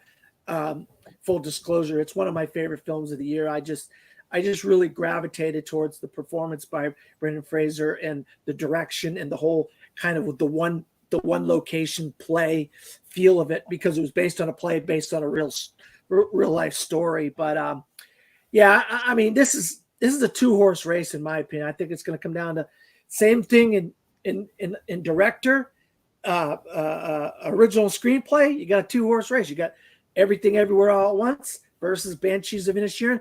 Going back to 2014 with Birdman and Boyhood, you get that same similar vibe going here. I'm hoping they spread the love where they didn't do that. I'm still bitter about, and it had nothing to do with me. I'm just bitter because I wanted Richard Linklater to win something that year. I can't believe you're telling me that what his accomplishment of making a film over 12 years wasn't worth something and a good movie. But whatever, I don't want to be all over Boyhood and Birdman all over again. But yeah, that's kind of what I'm going for. I'm glad I did so good, but I'm kind of sad that The Whale didn't get in here. And I'm glad, and I know Daniel's going to say the same thing. He's glad to see Women Talking get in. He's a big champion of Women Talking over the months that I've been listening to him on Gold Derby. So take it away, Daniel. Wax poetic about Women Talking. Thrilled for Women Talking. Between that and The Whale, I prefer Women Talking.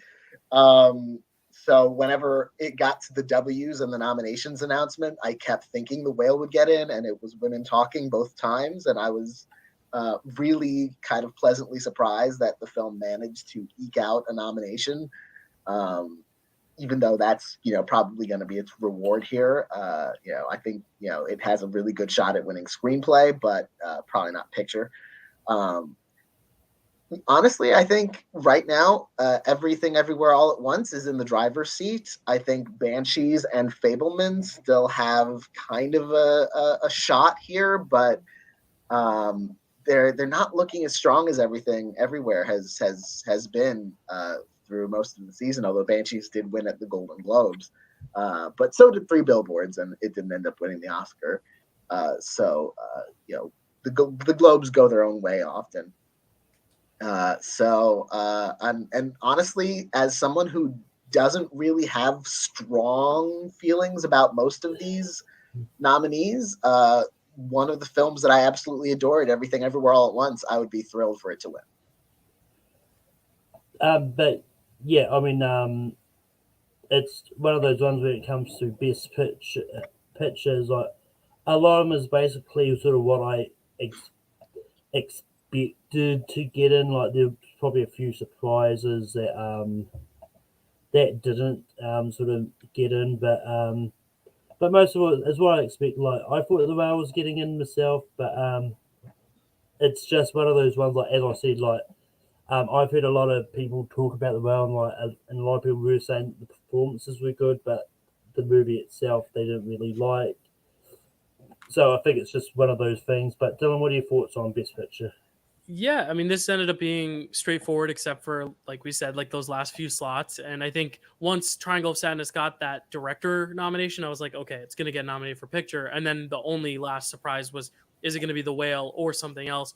At that point, I had counted Women Talking out because it missed score. I was like, all right, it's going to be a lone screenplay nomination. So for it to get that nomination, it's not even like my number one of the slate, but the fact that it got nominated when I thought it wouldn't, and I do love that film, I was very excited. But yeah, it's a really good slate overall. I mean, I've said it openly here. I want the Fablemans to win. I don't think it will. I think it's just been declining since. It kind of feels like Belfast, where it was like a very early favorite in the Oscar season, a beloved filmmaker, childhood story, but then as the season's gone on, just losing steam for something that's more of like an audience feel good kind of like, family story like Coda was. That's kind of like Everything Everywhere All at Once, though I think Everywhere All at Once had an earlier surge than Coda did. Coda's didn't even come till SAG. So maybe the SAG Awards will happen and something big like Banshees or even maybe Elvis. Obviously that wasn't up for Best Ensemble, but maybe one of these smaller films that are kind of teetering may end up kind of having a late push. I don't really know what it would be at this point, if not Banshees or Everything Everywhere. But I'm happy to see some of these films get in. Avatar, I was worried last minute might get snubbed because they weren't sending a lot of screeners out. They were relying on the theater experience, but I think it paid off because enough people liked it and saw it. Nothing huge here in terms of omissions that I was upset about not making it in. Obviously, I have films that I put in my top 10 of the year that I knew just weren't making it in because they were either animated or too indie or maybe horror films. But all in all, I think it's a very good slate. A lot of good variety in terms of, genre, your sci-fi, your big blockbusters. Another huge year for blockbusters. Top Gun, Avatar, and Everything Everywhere, all grossing over $100 million and getting in here. That's a really cool feat, especially in terms of bringing people into the Oscars to watch it again. So I really can't complain much. Good slate. And Chad, what are your thoughts on Best Picture? Yeah, I haven't seen three of them. I haven't seen Women Talking, Triangle of Sadness, or Tar. I'm excited to see all three because I think I might like all of them. But I mirror exactly what Dan said. I was very sad to not see The Whale get in there because I really loved that movie and I thought it was like super deserving. There's two films that I'd probably swap out for The Whale. And then another one that, didn't have a shot in hell, but I would have loved to see. Like I said, it was like my favorite film, Puss in Boots, too.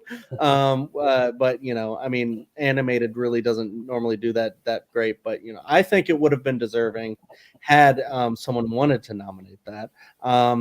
the front runners, I hear Everything Everywhere and Banshees, being the top two. I'm hoping that Top Gun Maverick is kind of an underdog, like, with the rank system. Hopefully a lot of people will put that in their like top three, and it'll have kind of like a Coda moment where a big crowd pleaser that a lot of people adore because of its, cinematality and just, big sequences, like the, when he does the test mission and comes out and says, I'm going to show you how to do it. And it's like this big, like, yeah, holy shit kind of moment. That was my Everything Everywhere was, Top Gun Maverick for this year. My big cheer moment. I had a lot of issues with Everything Everywhere, even though I do think a lot of it's sweet and I like a lot of the parts, but not the sum of the parts. But it is a very big crowd pleaser, so I could see that, easily winning. But maybe some of the elements in the movie might have turned some people off, like they didn't really get it, especially maybe some of the older crowds of the Academy voters. So I'm very interested to see what happens with like 4 of these. I could see maybe getting in. Maybe we're all saying like, Fabelmans doesn't really have a shot, and then maybe, I don't know. I think we're all thinking of a couple different front runners, but I think really anything can happen. So, yeah. And I gotta think too. I want to ask Daniel a question, but first, would Top Gun Maverick winning and Tom Cruise getting a trophy for Top Gun Maverick, would that, in your opinion, Daniel, would that kind of be similar to Paul Newman winning Best Actor 25 years later? This will be 36 years later. Even though it's not an actor, he's a producer on the movie. Would you correlate that as oranges and oranges, or apples and apples, or not oranges and apples at all? I think it would be a very different situation. Though I do think there is a kind of, the similarity being that there is a kind of like career appreciation around Tom Cruise that could materialize in a surprise Top Gun Maverick Best Picture moment. The film certainly has a shot at winning, given the screenplay nomination, which, that's the category. No film has won without a screenplay nomination since Titanic. So the fact that it got a writing nomination puts it among the possibles here. But yeah, I can see it. All right, when Chad brought that up about because it's that whole tiered voting where it's all about, and if it gets a bunch of third place, and a bunch of second, fourth, and whatever, that could overtake a bunch of first place of buys to say Everything Everywhere All at Once, or a bunch of first and seconds for Banshees or something, a bunch of third, fourth, seconds, whatever, first, second, third, fourth, boom, bam, it overtakes them, and then there you go. The history is made. You know what I mean? That's why I wanted to, based off what Chad said, I kind of wanted to bring that up real quick. Yeah, I mean, I think if Top Gun Maverick ends up winning, it'll be the first big blockbuster since Return of the King to get Best Picture. But yeah, so I mean, last thing I will quickly mention, just because the honorary awards do count, and we didn't really get a chance to talk about them when they were first announced, but I just want to announce them, and probably if anyone wants to say anything about them, they can.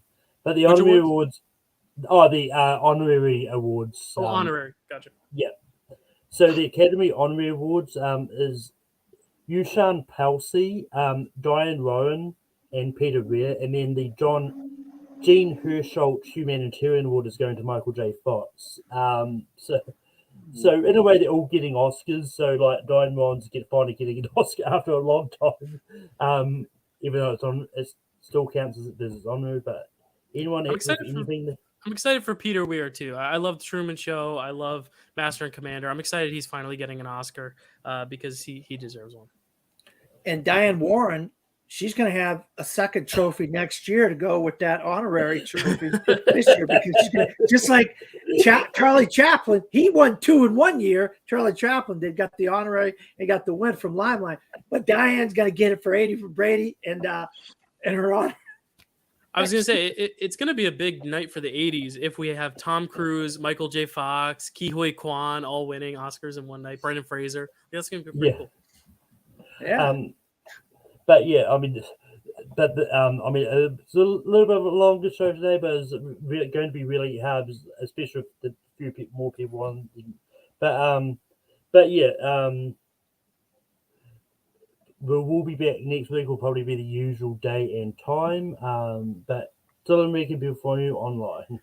Yeah, you can find me at the Dill Pickle Movie Network, which is my YouTube channel, or the Dill Pickle Podcast, which is my podcast, which is just all the YouTube shows in audio form. And you can also find me here guesting sometimes. Malcolm and Dan, thank you as always for having me. And you can check out specifically on the Dill Pickle Movie Network a show about Oscars with my co-host Chad Webb right here. We do a show called Picture This, where we go through a month in Oscars history. We'll be covering this year's 10 nominees in March. So right after the Oscars, the next week, we'll be doing our annual 3-hour episode. It's a pretty fun episode.